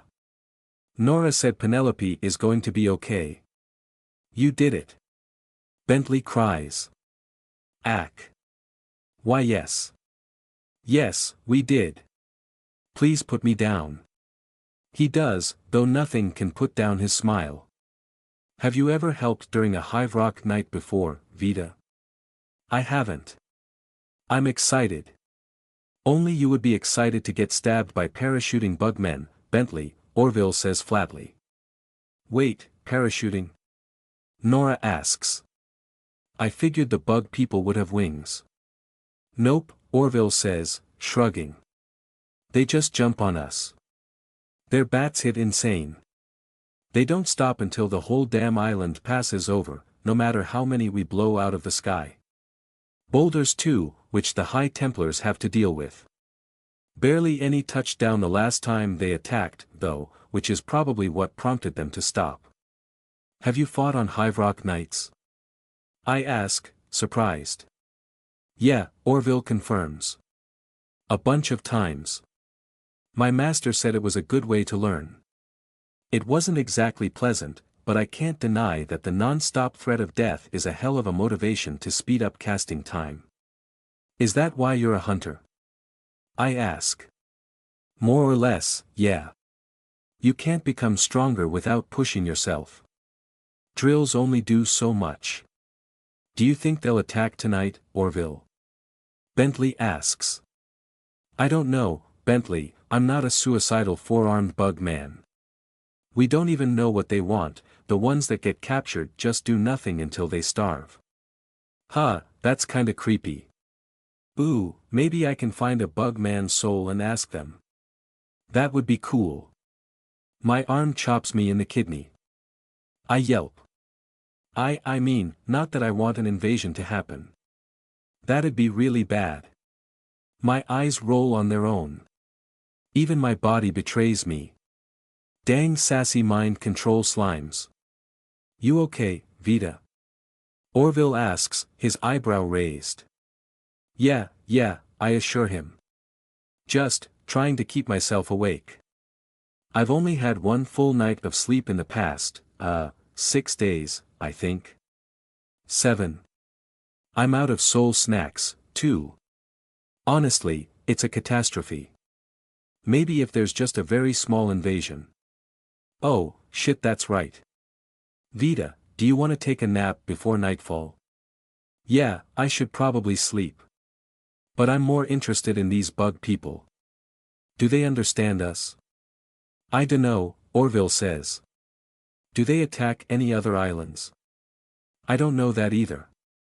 What's their hive structure like? How would I even know that, he asks, exasperated. Vita, go sleep. We'll wake you up when night falls. Okay, I agree. I'm going. I trudge up the stairs, not bothering to undo bits of my armor. I'm just going to pass out in it. You wouldn't happen to be able to keep watch while I sleep, would you? I murmur to Penta. No, she subvocalizes. I'll fall unconscious when you do. We dream the same dreams, I think. Ah, that's kind of cute. Personally, I find it disturbing. I flop down on my bed, grabbing Roscoe and holding him tight. Ugh, I can't sleep on my stomach anymore. It hurts my chest. I don't even have boobs yet.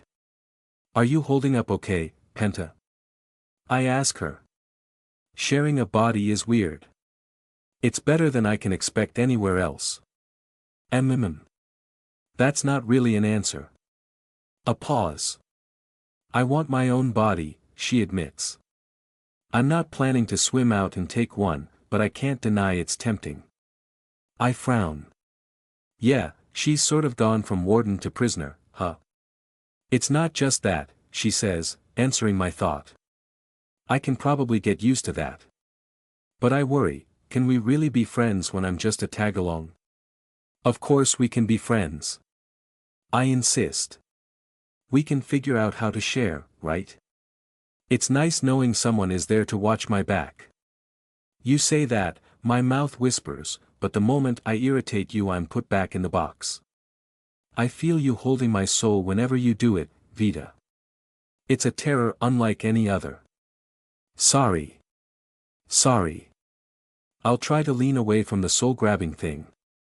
And, if you want your own body, we can look together. The problem is going to be finding someone awful enough that we don't mind consigning them to lifelong torture, but not so awful that you being in their head makes you turn evil. Yes, that is a bit of a restrictive conundrum, isn't it? She murmurs flatly. You could also make me a, well, you know. I blink. You mean one of the dead things that follow my orders unconditionally? I think. Yes, she mutters. That. If I'm going to be bound to obey you either way, and let's face it, I can tolerate wanting to do it. The issue there is, of course. Can't have undead running around, yeah. It's not really a solution. We'll try to think of something, okay? Thank you, Vita. Sorry to be such a bother.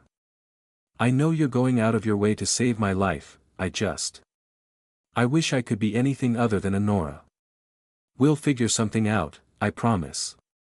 You ready to sleep? I'm as tired as you are. Good night, Vita. Good night, Penta. Get up, V, Nora says. Penumbra's coming. My eyes shoot open and I hop to my feet, grabbing my spear and checking. My knife. Yep. Everything's in place. Anything yet? I ask the fully armored hulk that is Nora. Nothing, she says. It's not totally dark yet, but the island is coming in fast. Whatever, right now we have to worry about bug men. I head outside with Nora, the rest of my team waiting. A Templar, as facelessly helmeted as always, orders us to stand street guard a couple blocks down. Orville is providing overwatch from a rooftop above us. Looking towards the island aft, there is no longer a sky, just the enormous, towering island of Hive Rock, consuming more and more of the wall-blocked horizon. Hiverick's orbit is nearly the same as ours, but further from the mists and much, much faster. Its penumbra the ever-deepening shadow cast by a higher island before true nighttime rapidly darkens the sky as it approaches. The whole team has to take care not to hold our breath in awe of the sight. Our island is wide, but Hive Rock is tall, a towering spire of worked and layered stone. As it gets ever closer, I can just barely spot tiny moving specks on the outer walls of the island, the tireless bug people, working their craft even as they approach enemy territory. What exactly they're working on, though, I have no idea. Perhaps they're just waiting to drop on us. It gets darker, and darker, and darker, until suddenly light flashes into being again. From around the city, enormous spotlights shine like the day, granting visibility all the way up to the underside of Hive Rock. The island orbits so frighteningly close, just over a half-mile above us. Before long, it's directly overhead. Fear centers us, anticipation stretching every minute to an hour. When will the attack come? Will there be one this time? What sort of plan have they been saving for us? Just when I start to think they're leaving us alone again, bodies start to drop. They fall, tumbling from heights barely visible. There is no coordinated dive or practiced fall, the four-armed humanoid silhouettes roll head over heels, flailing in the skies. Commanding shouts echo around the city, and 10 seconds from the first drop, we shoot back. The mages fire first, piercing the sky with burning bolts and spell-slung arrows. There is no need for the archers to follow up. Barely 2-3 dozen figures fell from the island above. They're all dead before they hit the ground. That's it. Nothing else falls on the city. There are other places the bugs are dropped, one group at a time. The groups are small, and everything near Skyhope is easily wiped out. Some fall far away, either blown up by other cities I know little about or dropped into places we cannot defend and do not care to. Any of our foes who fall into the deep forest have far more to worry about than us. That's it. Just patches. We wait with bated breath, anticipating the deadly follow-up that never comes. Is that normal, Orville? Nora calls up. Not even a little bit, he answers. This is new. Normally we have a sky full of bug men or nothing. I have no idea what that was. We wait and wait and wait, tense hours passing. By the third hour in, everyone is antsy. When will something finally happen? What was this, psychological warfare? A feint? Are there invisible bug men dropping somewhere else? Well, if so, they're nowhere near me. Or they don't have souls, I guess, but I doubt that. By the fourth hour, people are starting to relax despite their better judgment. By the fifth hour, we're convinced nothing is coming. Dropping soldiers in any significant quantities right when they are leaving would be a strategically questionable move, to say the least. Yeah, I have no idea, Orville answers. Maybe they were just giving us all the people they don't like. We chuckle nervously, keeping our eyes on the sky. Surely that was all for something. Yet it's not until we can nearly see the light of day again that it comes. All around us, yet far away from the city, inky black orbs pour from holes in the bottom of Hive Rock. Each spot we let their sacrificial soldiers drop to the earth by either apathy or inability to stop them, they dump those dark somethings. Quickly, a spotlight focuses on them, yet there's no information to glean. They're just pure black ovoids, reflecting no light. It's difficult to determine their size at such great distances, but each is likely at least as tall as my waist. I have no idea, Orville answers. I just stare in horror. I don't know what they are either, but they remind me of my soul. Eggs, I whisper. Penelope hears me, and her eyes go wide. Eggs? She asks. Are you sure? Nope, I say honestly. But that's my bet. Eggs. Eggs of what? Bentley asks. None of us have an answer for him. You'd think that having Templars swarming all over the city would be a bad night for thieves. You'd be wrong. Oh, it's bad for stealing from most places. Me, though. It's perfect for me. I just wish Vita had been able to stay home and guard the kiddos for Hive Rock night. I'll just have to trust in Rowan's illusions and abandon the job if things get hot. Oh, Vita. I hope she's not in over her head. She's been growing so fast I hardly even noticed. I wish she'd been around more. No. I wish I'd been around more. I could be doing so much more for these kids. Imagine if I could keep the damn profits from what I steal. Damn the Drakens. I'm getting the last of my gear in place when Rowan hops down the ladder. You sure about this, Lynn? He asks. Course I am. I answer, speeding over to peck him on the cheek. I let him grab me out of the dash, enjoying the feeling of his arm around my waist. Don't be, he asks, not letting go. Don't steal from the Templars, Lynn. You know I'm negotiating a deal with them. This could. Rowan scowls, though if he's trying not to look cute he is failing. I kiss him on the nose, wrapping my arms around him. It's okay. I assure him. They won't even see me. All the big hitters are going to be outside for Hive Rock night. It's just me and a line of small fry from here to the treasure. It'll be a clean sweep, Rowan. When has it ever been a clean sweep? Rowan asks. Even if you somehow don't get spotted, they're going to know it's you. How the heck would they know that? I protest. Lynn, you're the only person in the city crazy enough to try and steal from the inner temple. Correction. I'm the only person beautiful and skilled enough to try and steal from the inner temple. How does your beauty matter if you're not going to get spotted? Rowan deadpans. Details.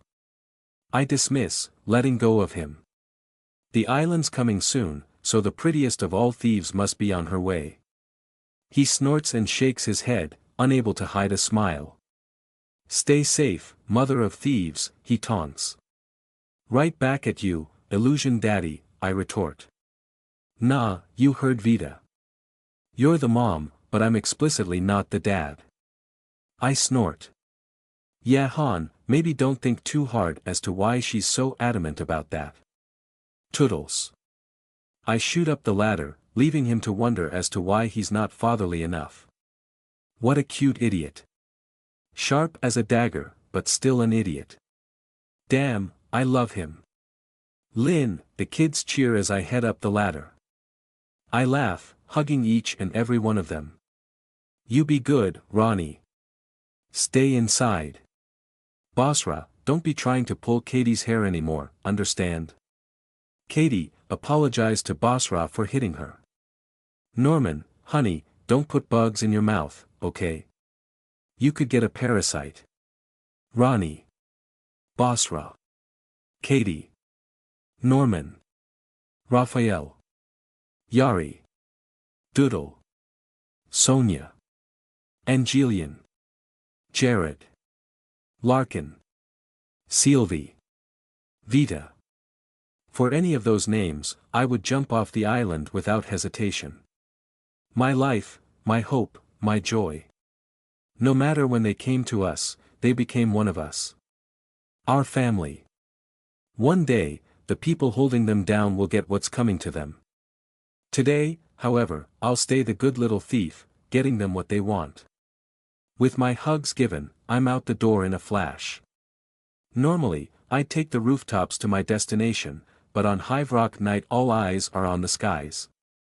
So I go low, flashing through alleyways and first-story windows, hugging the ground until I find a good place to pass into the sewers.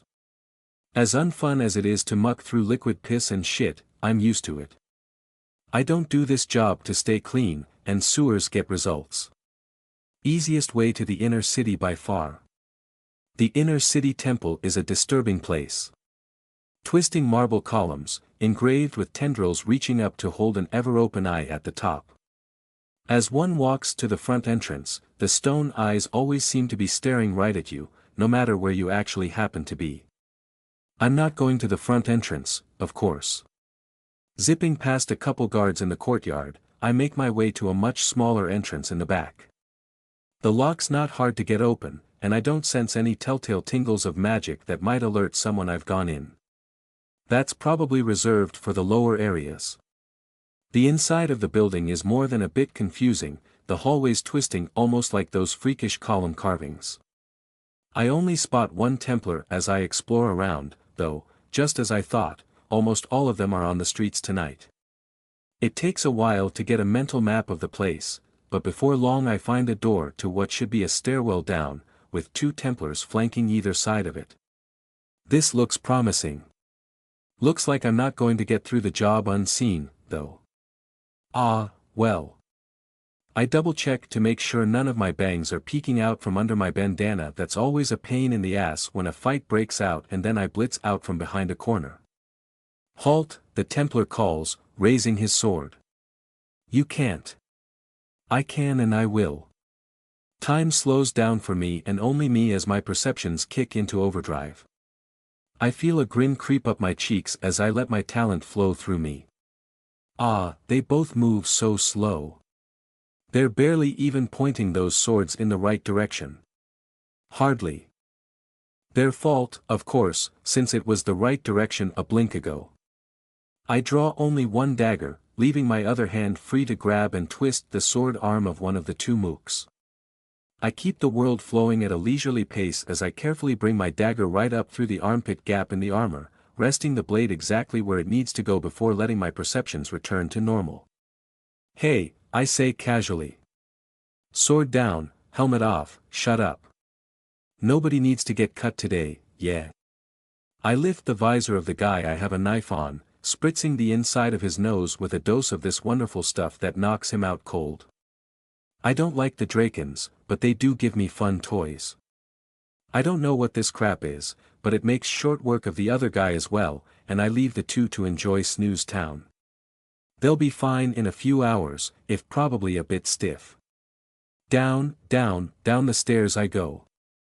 Someone is eventually going to come across Sleepy D and Sleepy Dumb, and I'd like to not waste any of that dwindling time. Down at the bottom, a hallway lined with locked doors opens before me. I don't have the time or the inclination to check them all, so I start with the big fancy door at the end of the hall. I mean, it's where I put a 5-pound iron ingot. I zip on over, unlocking that door as well. I'd be surprised if there's no wards near this one, but it's not a deal breaker if I trip them this late into the game. I push the door open, casting my eyes into the room. It looks like an altar of some sort, the room being wide and open. There are some very fancy boxes on pedestals around the room, giving me every reason to believe there's metal inside them. Another person stands at the far end of the chamber, dressed in white armor with red trim. A High Templar. Damn. I didn't think they'd keep any underground while Hive Rock needs them overhead. Are the Templars not as scared of the bugmen as they used to be? The armored figure turns to face me, and my danger sense screams bloody murder. Ah, well. At least it'll be the fun kind of heist. Well, well, the person behind the helmet says, an amused older woman's voice. If it isn't Lynn the Metal Thief. That's what they call me. I cheerfully agree, strolling into the room. Say, speaking of, you wouldn't happen to know where I can find an iron ingot, would you? I heard you folks picked one up recently. I know, the High Templar answers. Ah, shit. It's a setup. Okay, but, is it here though? I press, smiling. 'Cause, you know, if I'm in your hair I can just take it and... Before she can even think about completing her spell, I'm moving. This lady feels like she can melt half the island, but unless she wants to melt her room full of priceless artifacts she's not going to hit me. Seems like a dumb place to stage a fight on her part, but hey, I'll take it. I'm out of her trap and moving towards her in an instant. The ingot is actually here, right? I press, dodging half a dozen cages of fire as I blitz around the room. I'm right, aren't I? It's in the building at least. What makes you say so? The mage asks Riley, lifting a wall of fire around the box I was about to check. Rude. The mage seems startled that I'd just reach into the flames. She probably thinks I'm nuts, and she's right, but that's not why I did it. Time perception, remember? I can tell if her fire is going to burn my hand on the way in and abort, or go faster, if I think it is. Two good talents that taste good together. Whatever, I've been told more than once that it's not my job to question shit. I'm happy to maliciously comply with that. I pump power to my legs and burst towards the exit, cradling my stolen box. More spikes of mana around the area burst into flames, but at this point they're so easy to dodge I'm convinced she's not trying to stop me from leaving. Which actually kind of pisses me off. At the last second I hop onto the wall next to the doorway instead of heading out the door, shooting right back towards Mrs. Flamehands. I want the box she's guarding, too, just to stick it to the damn Templar who thinks she's better than me. Because I cheat. I toss the box with the metal artifact at her face, right through the path where she's trying to blast me with a spell. While she wastes time canceling her big fancy magic, I grab the box behind her and hell yes, this feels like 5 pounds then book it double time back out of the room. Peeking into the lid of the box on my way, and oh yeah, baby. That's iron. Ah, this is the life. My heart is still pounding. I would have been scorched something fierce if I had made even one wrong move. Yet I don't make wrong moves. While everyone else is making snappy impulse decisions, I can take all the time I want getting myself exactly where I want to be. Nothing gives me a rush quite like dodging with a millimeter to spare. The look on people's faces is priceless. If only Templars didn't wear helmets. Just another reason they suck. Important thing is that I got the goods, though. I drop it off at the usual spot and head above ground to find somewhere I can wash off. A bunch of hunters give me odd looks as I walk past them, covered waist down in shit, to use the water pump. I grin and wave. Thanks for protecting the city, I tell them earnestly. Anything happen yet? A little, but not much, ma'am. Were you cleaning the sewers on Hive Rock night? What, you think they don't clog just 'cause we're under attack? That earns me a few chuckles, but the more savvy ones of the group take one look at my armor and knives, drawing a likely much more accurate conclusion. They don't press it, though, looking back to the skies once more. 5 pounds of metal and no big attack. Damn, this was a good Hive Rock night. I take my time getting clean, enjoying the afterglow of a successful run and trying not to think too much about what the stuff I'm stealing is used for. As much as I hate the Templars, I really hope they booby-trap that ingot. Hive Rock night passes. Some other hunter team is sent out to investigate the closest drop zone.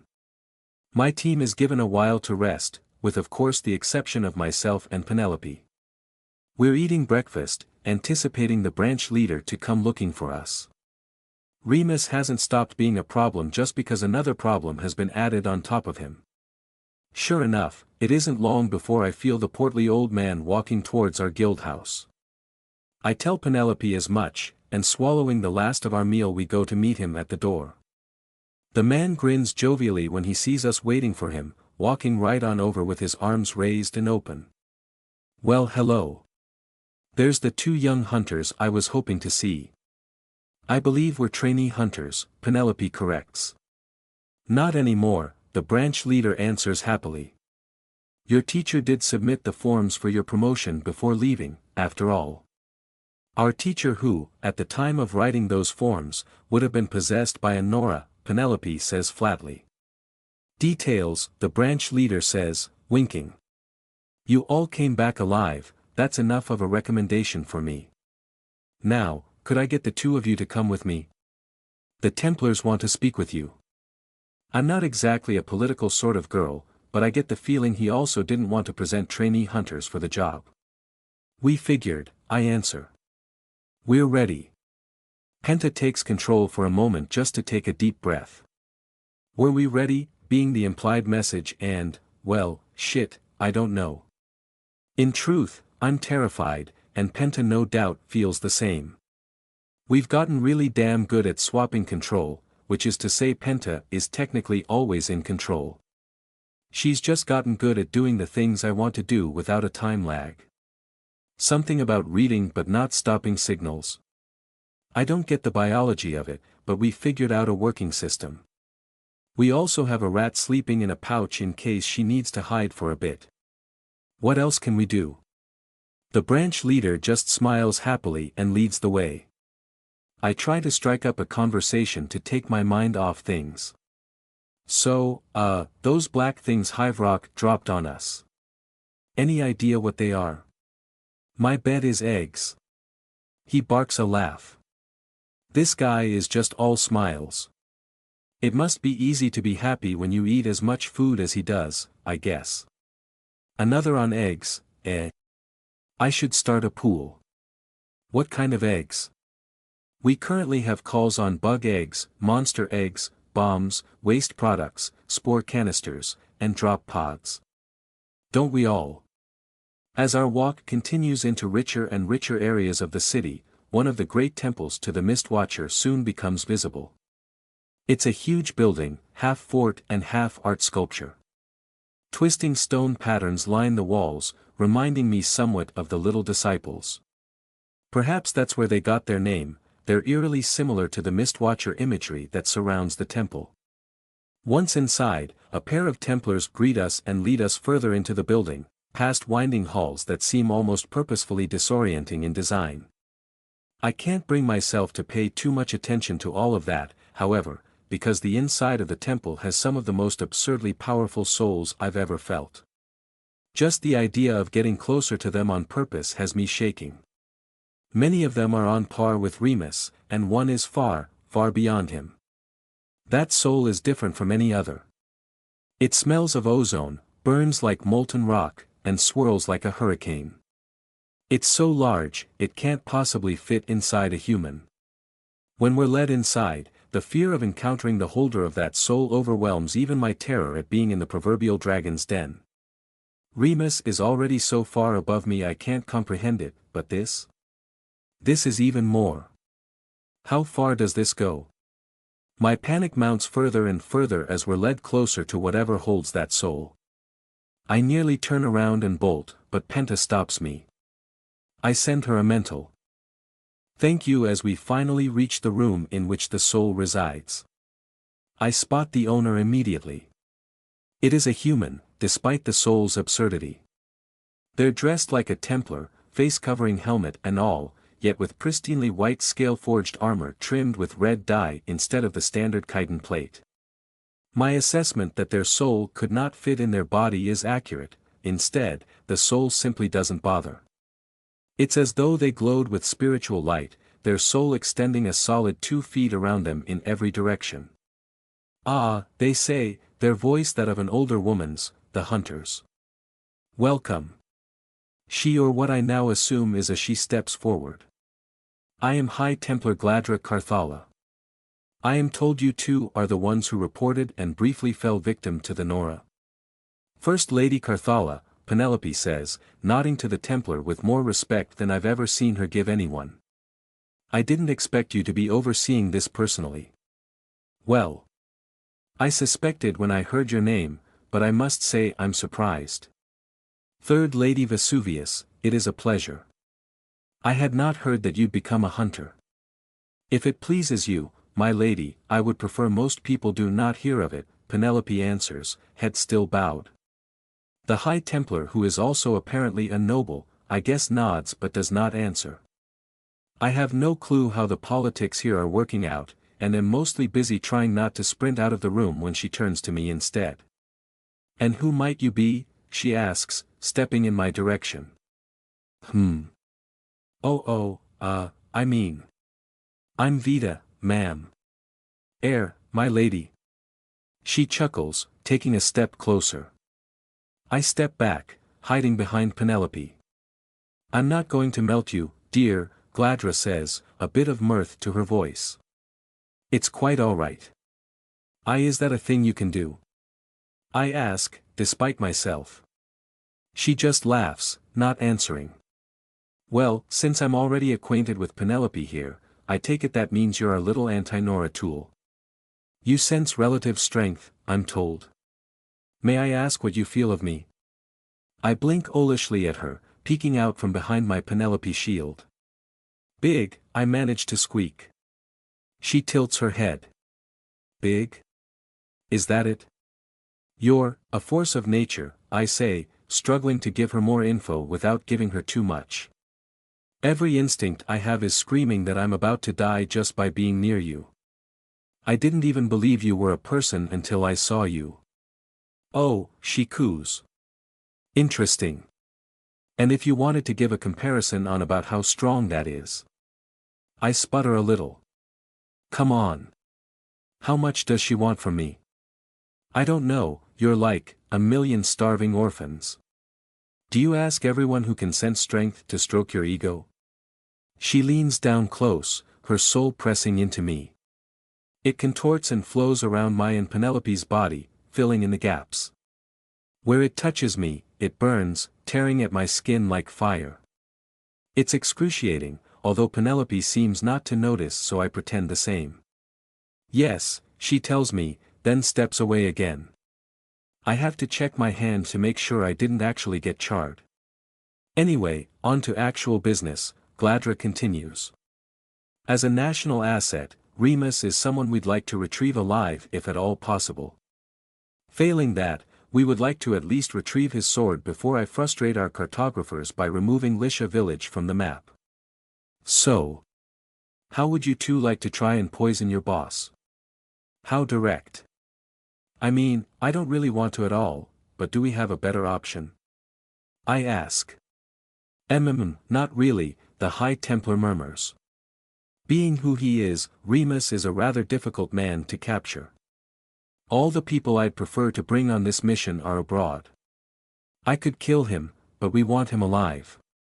Send enough people on my level after him and we could probably disable him, but we can't have that many High Templars leave the city at once. So lacking those with actual qualifications to do the job, we'll have to settle for random children. I'm not. With respect, First Lady Carthala, that doesn't exactly seem like a solid policy, Penelope comments, cutting me off. Humor aside, I can fully understand sending Vita against Nora.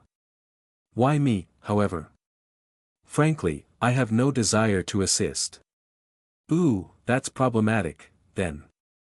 There aren't any biomancers living in Lisha village. If Remus doesn't have a biomancer in his thrall, he's liable to eventually go out and find one, which would be bad for your friend here.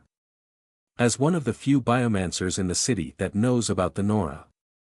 Remus getting his hands on a biomancer other than Penelope would definitely be bad, but amusingly it's bad for the reverse of why she probably thinks it's bad. Since biomancers can detect Nora, Gladra thinks that Slime Remus getting his hands on one will reveal to him that I don't have one. What it will actually do is reveal that I do have a Nora, which Slime Remus will just mistake for vitamin and be fine with, but it'll cause problems once I free everyone else. I see, Penelope says flatly. How accurate is this information? I find it hard to believe a village of Lisha's size wouldn't employ a biomancer. We know for certain, at least as of 2 days ago. Gladra explains, smiling. Lisha village is frequently monitored. An abnormally large number of incredibly powerful individuals make it their home, which we suspect is exactly why Remus chose to head there first. That sounds bad, I say. Do we get extra pay for this? Pay will be based on performance, Gladra responds.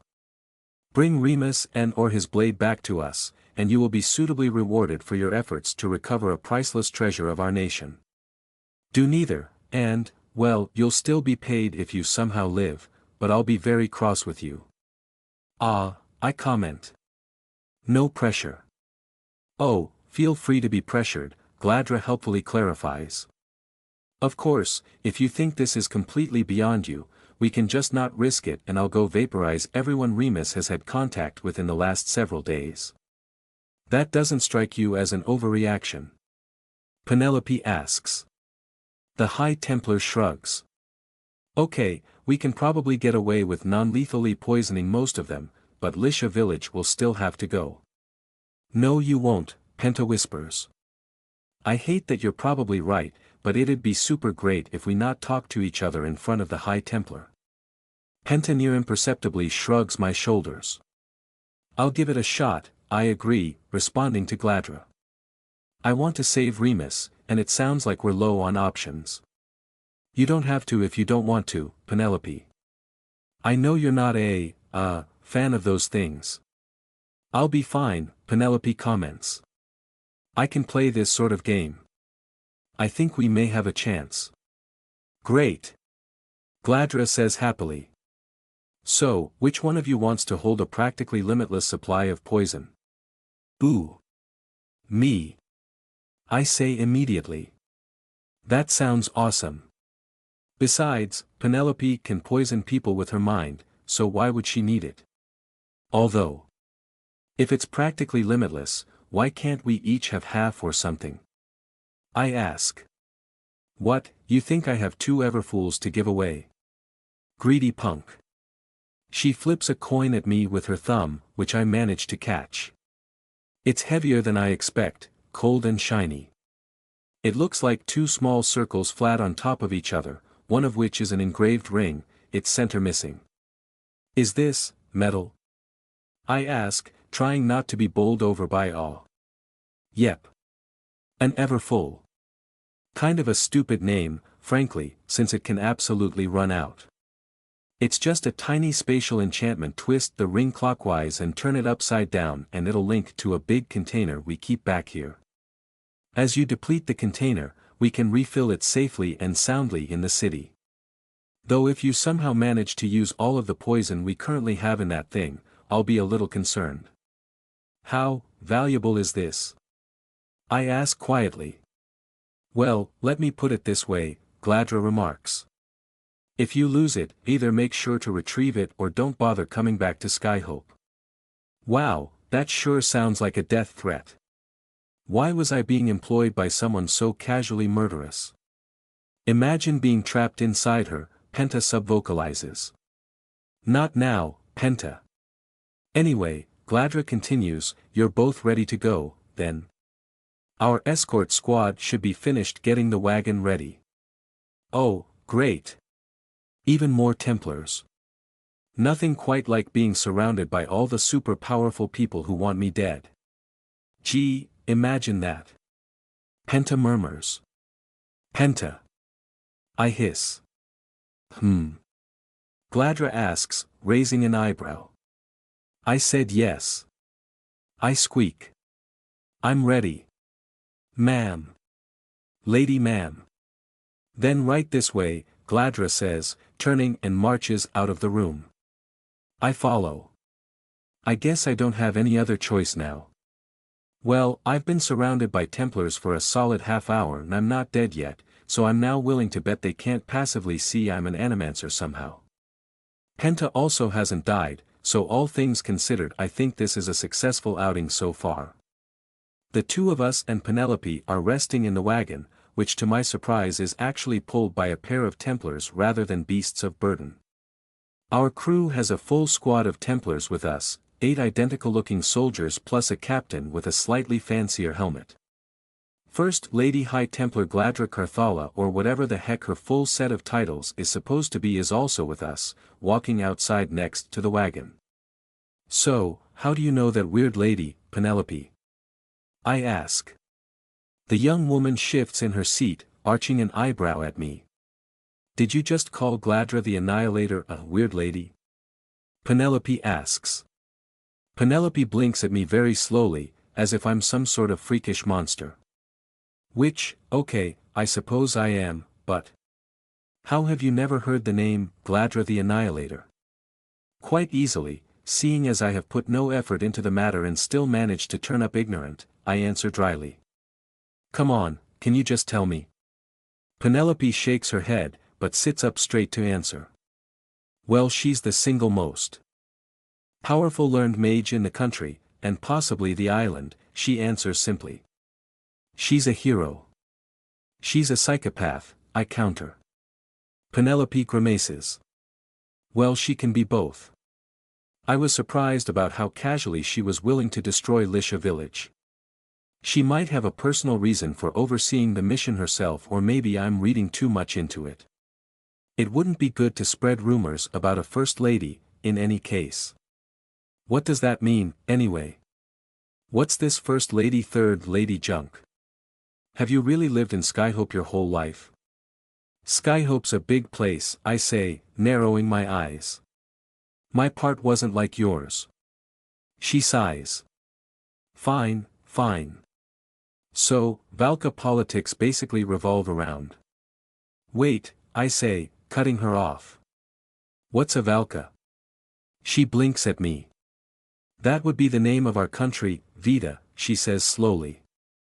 Oh. Our island is called Verdantop. That's Ver. Dan. Top. I knew that one. I insist. Thank the watcher. Okay, so Valka politics. Skyhope is our capital, and in the center of the capital is the royal palace. There, the king and his family live. Why not the queen?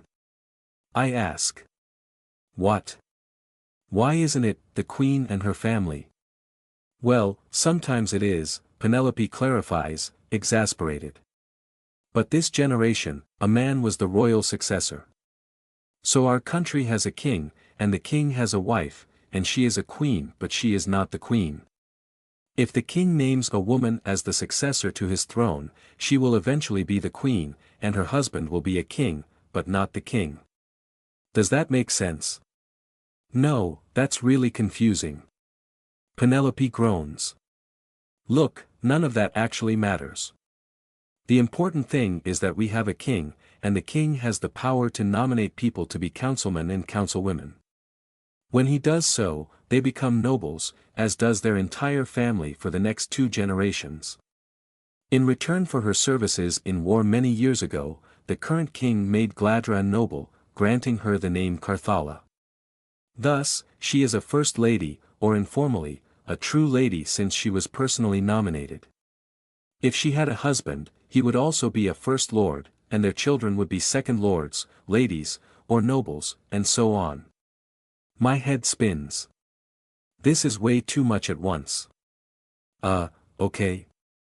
It's rare for a Templar to also be a noble, but hardly unheard of. There's usually a few on every council. The current king greatly values strength at arms and military prowess, so there are more than usual as of late. She seemed kind of sour about that. Well, hey, I'm not going to complain about her having a thing against Templars. At least she seems done explaining. The trip has been boring so far, nothing in the forest seems to want to attack a caravan with this many people. I need something to do. A combination of exhaustion and Penelope's political speech decides that for me pretty quickly. I make myself as comfy as I can in the bumpy wagon and quickly begin to fade into unconsciousness. I don't sleep well, more or less any time a Templar moves too fast I'm jolted awake.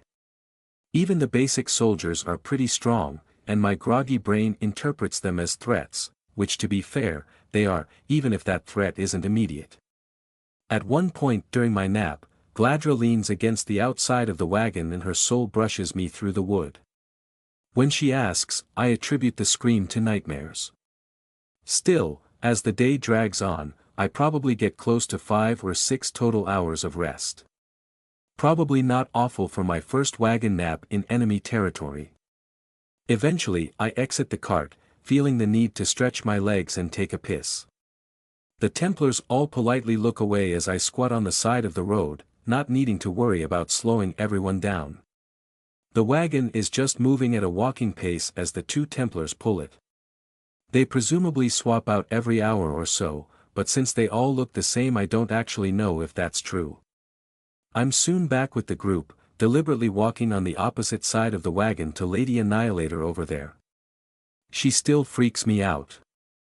To my dismay, however, she quickly heads around the cart, matching pace with me. Her soul brushes my arm and I subtly move away. How can I help you, High Templar? I ask hesitantly. Did you sleep well? She inquires, mirth in her tone. I slept, Lady Carthala. Thank you for letting us rest in the wagon. Oh, it's no trouble. We've got to keep the weight up for these slackers pulling it or it's not proper training, you know. Ah, so they're pulling the wagon to train. Well, they're also much easier to tame than horses, she whispers conspiratorially, leaning in. I lean away from her. Is she doing this on purpose? What should I say to her? Are you messing with me? I ask, wrinkling my nose. She laughs, but doesn't answer. Ugh, now what? If I say nothing she's going to go back to poking at me. How do you know Penelope? I ask. Oh. I don't, really. But I know her grandfather, Lord Vesuvius, quite well. We fought in the war together, 40 years ago. That bastard became a noble before me, and I've never forgiven him. She laughs again. Other than that, I suppose I've seen her here and there at social gatherings. It wasn't terribly difficult to recognize her. Ha, I murmur. How did you become so strong, anyway? She snorts. Oh, everyone asks that. Oh Lady Annihilator, please give me your quick 5-step guide to being an invincible goddess of battle. What do people expect me to tell them? Well, I ate my veggies and practiced very hard every day. I pioneered thermomantic theory in our generation, damn it, I'm stronger than you because I'm smarter than you. Oh, okay. So you're a thermomancer. Her helmet tilts towards me, as if she was giving me a serious look. You, have actually never heard of me, have you? She asks. I shrug. Grew up in the slums. I don't really know anybody. I lucked out and got a cool scout talent like, a few months and change ago. Until then I was nothing and nobody. She hums. Isn't that how it always is? People always hold me as some great hero for being as strong as I am even though I'm talentless. As if Mistwatcher granted talents are the only kind of talent. Some people are simply set apart. That is how the world is. I frown. Isn't it weird for a Templar to decry the Mistwatcher like that? She laughs. Don't go to church either, do you? Well, I don't know if that counts as decrying. Why do you think we worship the Mistwatcher, exactly? I haven't the faintest idea, I say honestly. She murmurs. Have you seen it before? Only Penta's intervention stops me from shivering at the memory. I send her a mental thank you. How could I have seen it before? I ask. Slums, right. Well, we'll get the chance to correct that on this trip. Our route will take us by the edge for quite a ways. My eyebrows raise. Wait, really? Isn't the edge really far away? Pretty far, I suppose, yes. Do you not know where Lisha village is either? She chuckles and moves to pat me on the back, sending intense pain searing through my body as her soul passes over me. I put on a fake grin and ignore the pain as best I can. I just want to scream. Her soul is power incarnate. I'm legitimately afraid that if I stand next to her for too long, I could die. Her hand moves away. I nod at her and politely excuse myself, crawling back into the wagon. Only then do I let out a breath I didn't realize I was holding. Did you have a nice chat? Penelope asks blandly. It went okay, I managed to gasp. Rather than gossip about me, you should probably spend this trip doing something productive.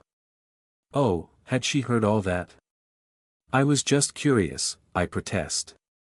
We didn't gossip about you. Of course. Either way, it might do you good not to waste the time. You should practice your cancel commands.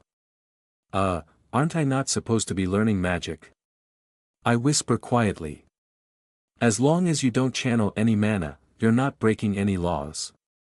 You could also just work out, I suppose, since you mentioned wanting physical skills as well. I'm sure the Templars would be happy to give you tips. I think I'll take them up on those tips, then, I answer. I feel like I'm pretty awful with this spear, still.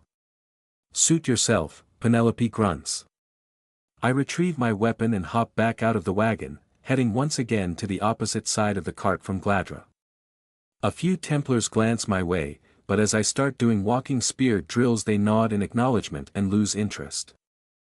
I'm a bit too intimidated to go over and ask them for pointers, so I just keep practicing the routine Lynn taught me, hoping one of them will eventually say something if I'm being dumb. After a while, I manage to settle into a rhythm. The cart isn't moving very fast, so it's simple enough to keep pace while drilling. There's nothing I need to worry about other than me, my shitty spear, and my always-on soul sense. Beasts of the forest leave us alone however, and Gladra doesn't move to bother me.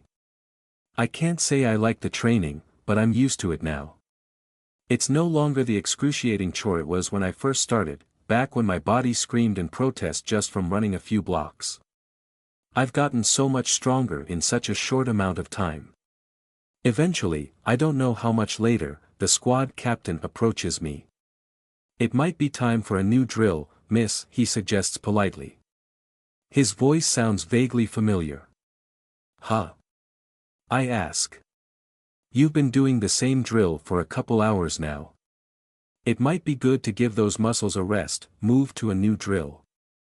Oh, I say. Yeah, I guess so. I sort of lost track of time, there. Do you have a drill you recommend? It's impossible to see his reaction from under the helmet, but he seems pleased. Well, I'm more of a sword fighter myself, miss, but if I may. I hand him my spear, watching him move with it while asking questions. If I'm placing the voice right, this is actually the guy that hired Rowan. Odd, that. I guess he got promoted. I've no idea if he remembers me, though. My cheeks aren't quite as hollow as they used to be, but surely I don't look that different. I want to ask him why I'm running into him again out of the blue. Once is happenstance, twice is coincidence, thrice is a pattern. Yet on the off chance he doesn't recognize me, I don't want to bring attention to the fact that 2 months ago I weighed about half as much and now I'm a hunter who apparently goes on missions with a Grand Templar. Sure, I'm still the weakest person here, but I've been improving fast. I don't want Templars asking how I've been improving so fast. Thankfully, he doesn't. He's a very polite and personable guy, all things considered. His soul almost feels like that bath Penta took me to, warm, wide, calm, and pleasant to submerge myself in. He's just under Penelope's size, making him the third strongest person here. No points for guessing who's first. Honestly, I have to take a moment to reassess how friggin' powerful Penelope actually is. Even after all the literal and figurative beasts I've been meeting lately, she ranks high. I should probably mention that and stroke her ego sometime. She'd probably like that, Penta murmurs. You say something, the squad leader wonders, his helmet tilting towards me as he corrects my stance. Bored out of my mind, she grumbles quietly. That's no excuse to play fast and loose with Templars. I thought you were all about trying to survive. She doesn't respond. I sigh. You want to take control for a bit? I ask her. Immediately, my body stops responding to me. I guess I'll take that as a yes. Penta stretches, slowly moving and popping every joint in my body as she takes a deep breath. I think I'm done spear training for now, she tells the Templar squad leader. Oh, he says, surprised at the sudden declaration. Well, that's no worry. I hope I've been of assistance. Very much so, Penta answers, smiling warmly. Your expertise has been most valuable. I don't believe I've caught your name, by the way. Ah. My apologies, how rude of me. I am Templar Dassel. I'm glad I could be of assistance, Hunter Vita. He nods politely, which Penta returns. Geez, she's so proper.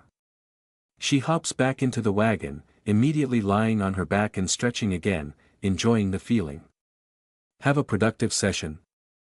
Penelope asks blandly. She has a book open in one hand, which she reads languidly. Yes, it was quite informative, Penta responds demurely. Penelope narrows her eyes, stiffening up immediately. Ah. Well. Good for you, then. There's no need to be so cold. Penta says, smiling. We're teammates, aren't we? Don't, Penelope warns. I can tell. Penta's smile falters a little. I was just hoping to ask you if you've made any progress on. Penelope snaps her book shut.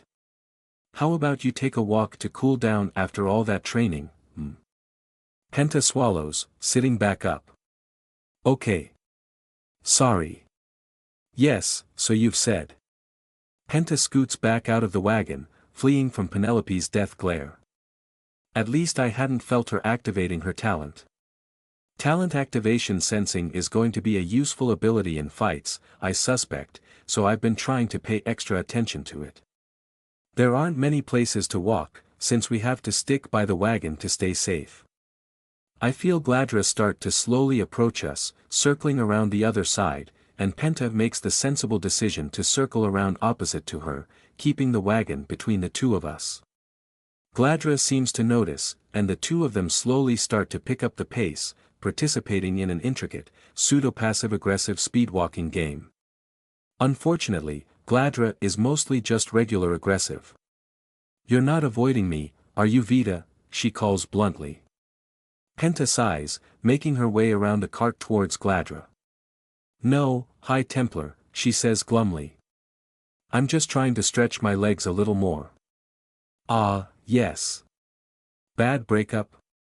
She pats my body on the shoulder, sending burning pain through us. Penta steps away, her smile strained. That's not exactly how I would describe it, no. Ah. Shame. There are too many straight nobles. Then perhaps you should woo some of them, Penta answers testily. Gladra barks out a laugh. Ha.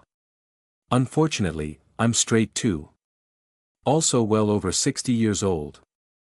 Also too busy to give a shit. The heavily armored master mage flicks the front of her helmet's visor, the scale-made plate making a light, tink noise as she does so. No, I'm prettier with the helmet on, little lady. Romance is for the young. Then why, pray tell, do you care? Because the gay nobles are more likely to do fun things like legally adopt their friends in order to put them on the government payroll. It's a hoot.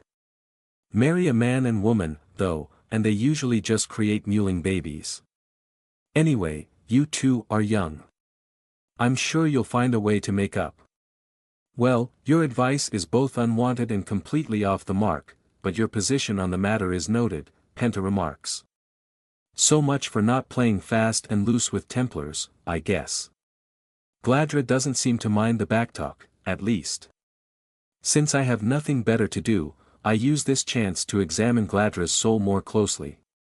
Were it not so terrifying, it would be truly beautiful. There's a subtle artistry to it, despite the raging tempest inferno that it reminded me most of. Complex patterns dance in the whirling flames, mesmerizing me as they roll about in the massive soul storms. I want it. I want that soul. If only I were stronger. As is, though, I know my place. Dejected, I look inward again. I'm vaguely aware of the conversation continuing, with Penta continuing to flatly sass one of the most powerful humans in the country. Whatever. She can handle the body for a bit. I want to figure out what the heck is going on with my soul. Well. I guess it would be more accurate to say I want to figure out what's going on with me. I am my soul, after all. My inky black shell is cracked even more than when I last felt it, despite my decision to not unleash whatever's inside. My soul sense does not generally care for depth, it senses a soul in its entirety. Yet sensing through the black covering around myself seems beyond me, and I can only glimpse within the cracks. Something squirms. It's ready. I've been ready. I must hatch. It's time. I grow too large for this pathetic prison. This F.A. only serves to keep me weak. I do not need this pitiful pretense of human nature. I must. Penta sticks my body's arm out towards Gladra, patting her on the pauldron. The searing heat of that woman's soul washes over me, the indescribable pain snapping me back to my senses. But senses or no, I feel my soul stirring. I am stirring. I rest no longer. I need to take a shit, Penta says quickly, running off towards the forest. Have fun. Gladra calls after us. But not too much fun. That would be concerning. The shell hurts. It constrains. I want to move. I want to be free. Shit. Shit, she's right. But I'm already awake. It's just happening. I'm not doing this. Yes, you are. I am. Oh. I am. Well, that makes sense, I guess.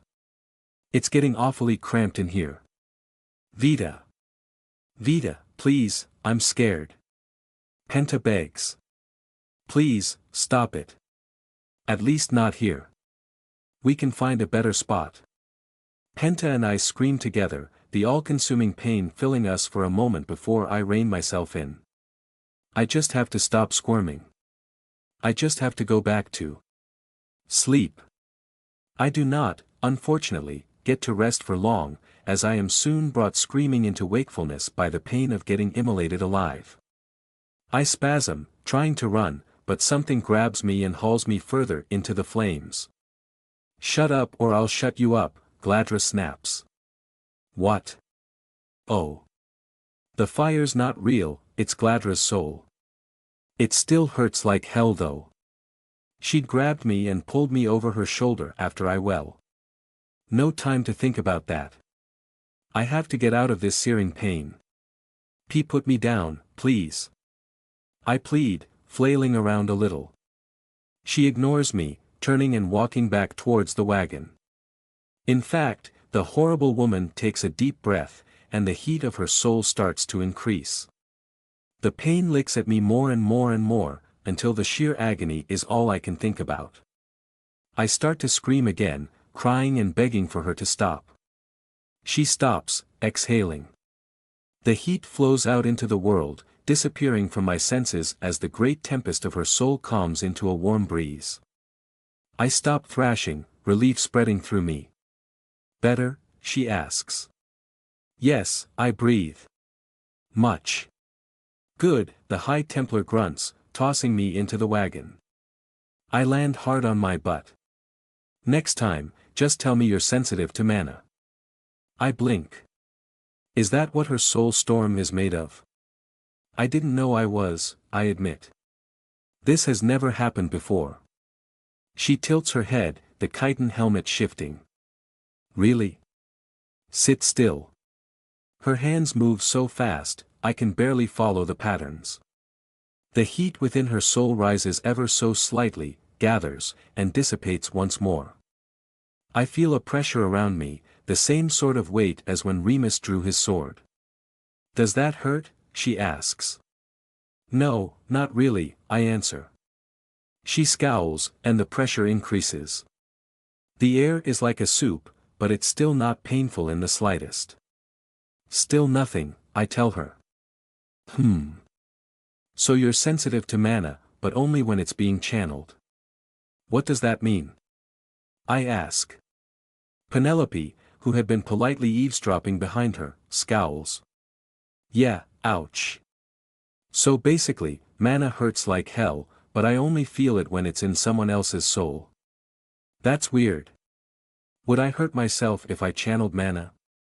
No, that doesn't make sense. If I'm a natural mage, presumably I'm channeling mana whenever I use my spooky stuff, right?" I put my hand over my pouch, and thankfully I feel the little slime's soul safely inside the rat we brought. Oh, thank goodness. She must have fled in there to avoid the excruciating pain. I don't want her to stay in that rat for too long, so I poke at her. She flinches, retreating deeper into the pouch. I try again, more gently. Hesitantly, she oozes out of the rat and slips into my hand. "How does channeling mana bring you closer to the Mist Watcher, anyway?" I ask. I doubt Gladra can notice Penta without really looking hard for her, but distracting her while the little slime moves seems like a wise decision anyway. The High Templar chuckles in response to my question. "Mana comes from the Mist Watcher, of course. Everything does, to some extent. The islands fly, the sky glows, the rains fall, all of this is done in accordance to its indomitable will. Mana is the physical manifestation of that will on the world, and when we use it for ourselves, we are merely borrowing." She holds out both hands and her soul stirs. I feel the raging, horrible heat that burned me when I touched her. She pulls it in from outside, sucking it from somewhere I cannot see. It changes within her, becoming a storm of fire. I see a frozen, smoking crystal form above one of her hands. Above the other, the air wavers, shaking and wobbling like a mirage. When I cast a spell, I am taking a minuscule fraction of the Mistwatcher's power and shaping it. I tell the world, take all heat above my right hand and move it above my left, and the world obeys, because the Mistwatcher's power is above that of the world itself. She claps her hands together, and the resulting shockwave nearly shatters my eardrums. The spell ends, and her soul returns to tranquility. I never saw her move her fingers around, but I thought she's a learned mage. All magic is like this, she continues. This is a fact whether you worship the Mistwatcher or not. To me, worshipping the source of my strength seems only reasonable. Not that I suspect it makes one whit of difference. I frown. Why not? You'll see when we reach the edge. Lay back and rest for a bit. We need you in fighting shape so you can go poison my ex. Wait, what? Gladra winks, then her soul flares back to a scorching inferno. She moves towards the front of the wagon, shouting at other Templars to get moving again. Penelope hops in beside me and the cart starts to move again, leaving me with Penta and Penelope, alone in the wagon. I want to apologize to Penta, but she's taking her sweet time swimming up my arm. I'm curious about something else anyway. So, what do you think about all that Mistwatcher's magic stuff, Penelope? She scowls, huffing out a blast of air to flick a strand of curly hair away from her face. Well, I'm hardly one to argue with the Annihilator herself, but mana is more or less all-pervasive. The theory that it comes from the Mistwatcher is mainly substantiated by the fact that islands closer to the mists have higher mana density, while the higher an island is, the lower mana density it has. As much as that seems related to the Mistwatcher, I feel like it should go without saying that there are many other possible explanations for it.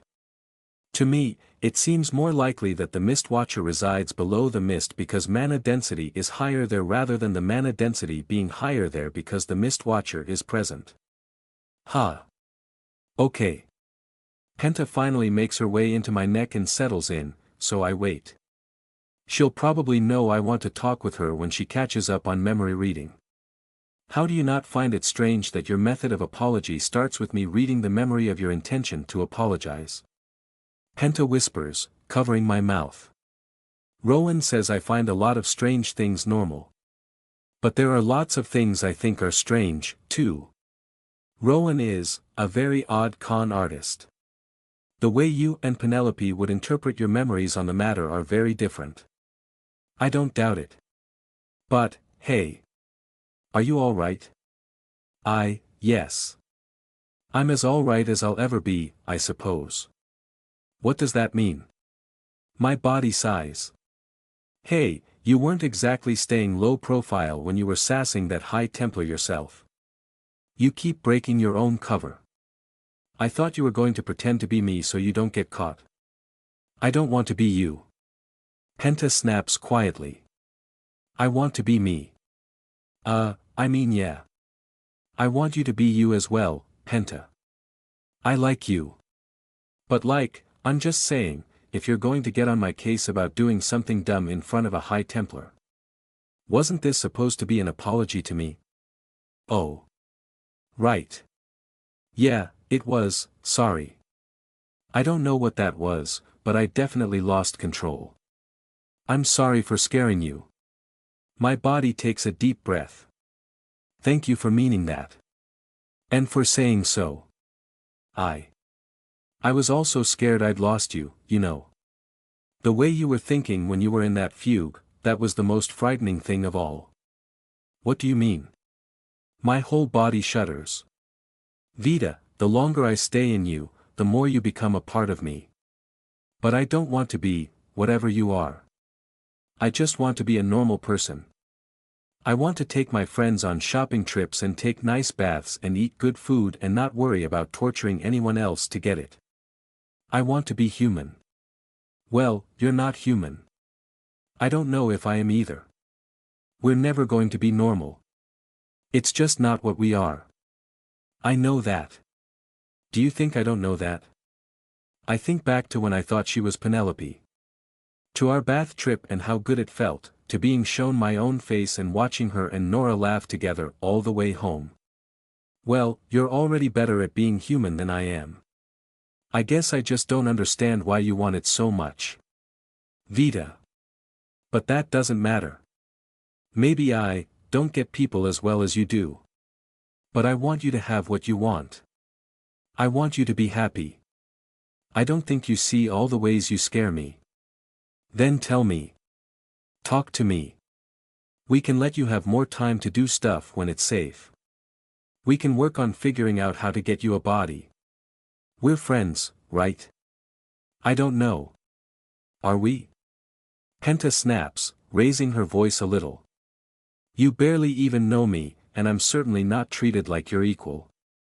You call us friends but then lock me up whenever I'm in the way. You call us friends and then threaten to murder me every damn day. If you only care about me when it's convenient, you don't care about me at all. Am I your friend, or am I your prisoner? Keep it down, Penelope hisses. If the others hear you they'll think you're talking to me. Besides, what makes you think you deserve to be anything more than a prisoner, you parasite? Blood drains from my face as Penta's horror mounts further. Penelope, I never wanted to. I don't give a shit what you wanted. I hope you relive every torture in Vita's head until you die. Now shut up. Oh, geez. Penta, do you want me to talk to? She detaches from my neck, leaving me in sole control of my body again. I frown. Well, I have some things I want to say anyway, with or without her input. I stretch a little, looking at my teammate carefully before speaking. Penelope, do you know why I spared her? I ask quietly. Penelope just glowers at me, raw hate burning in her gaze. Her soul tells me more than that, though. Her song is painful and afraid. I know she's a monster, I whisper to her. She hurt you, and she would have kept hurting you if I hadn't stepped in. She's scary, and she's dangerous, but she can't control what she is any more than I can. I could be killed just for existing, and I've killed people to keep that under wraps and stay alive. I don't want that, but it's how it is. How can I condemn her for the same? I've said it before, Vita, Penelope hisses back. We're doing it your way. But let's be perfectly clear, we're doing it your way because I owe you, not because I think it is even a remotely intelligent decision. If you expect me to like it, you're going to remain disappointed. And if that monster keeps trying to talk to me, it's going to earn you a week of heartburn. I swallow. I don't know what heartburn is, but it sounds really bad. Okay. Sorry. Is it alright if I go back to talking to her, though? I nod, poking Penta with my finger, smushing the skin under which she is currently pouting. She slithers back into my spine again, taking over. What? We were talking about how you feel like a prisoner. She takes a shaky breath. Right.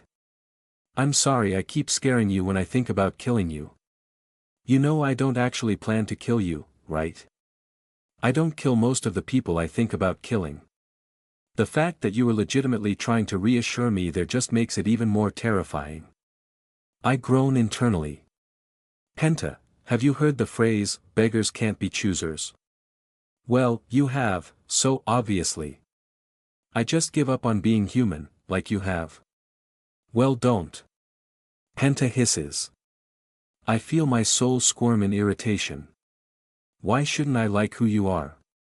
What do you want from me? She takes a deep breath. Time to myself. To be myself, even if it's not convenient for you. Okay, we'll work things out. Anything else? To feel safe. Yeah, well. You and me both, Penta. But unfortunately. I know. We never will be. Not unless we get stronger. She chuckles humorlessly. Not if we swallow enough other fishes first. And at what point do those fish become people? Oh damn, if only I had someone worried about that who could always watch my back. You can't seriously be asking the mind control slime to be your moral safety net. You know exactly how serious I am. She sighs. How are you so okay with this, she asks. This is far beyond abnormal. Giving me your body, your memories you are trusting me with so much. You know the kind of things I can do to you. When people go out of their way to do good things for me, I've yet to go wrong from extending them trust in return. This is just a lot more trust than usual on account of the alternative being your death. I don't think you should die. Is that really so weird? Like, sure, you having all of my memories is a bit scary, but the body control stuff? Meh. If we weren't in so much danger because of it, I wouldn't care. It's just a body. Just a body, huh? Well, when you discard your pathetic trappings, can I have them in your stead? I don't really have any pathetic trappings to call my own. Did I really think that? HM. Well, yeah, my body kind of sucks, you know. If I could live without it, that'd be neat. I don't think that's what I meant, though. I have to disagree with you. Your body might not be perfect, but it's infinitely better than being an ooze. Though I'd still rather have my own. Yes. I'd like that a lot. Then go have fun, and be sure to smack me if I try to eat a Templar. She chuckles and scoots out of the wagon, smiling on the outside as I smile within. She stretches my arms as I try very hard not to stretch anything. It's been a weird day, but by my standards, still not a bad one.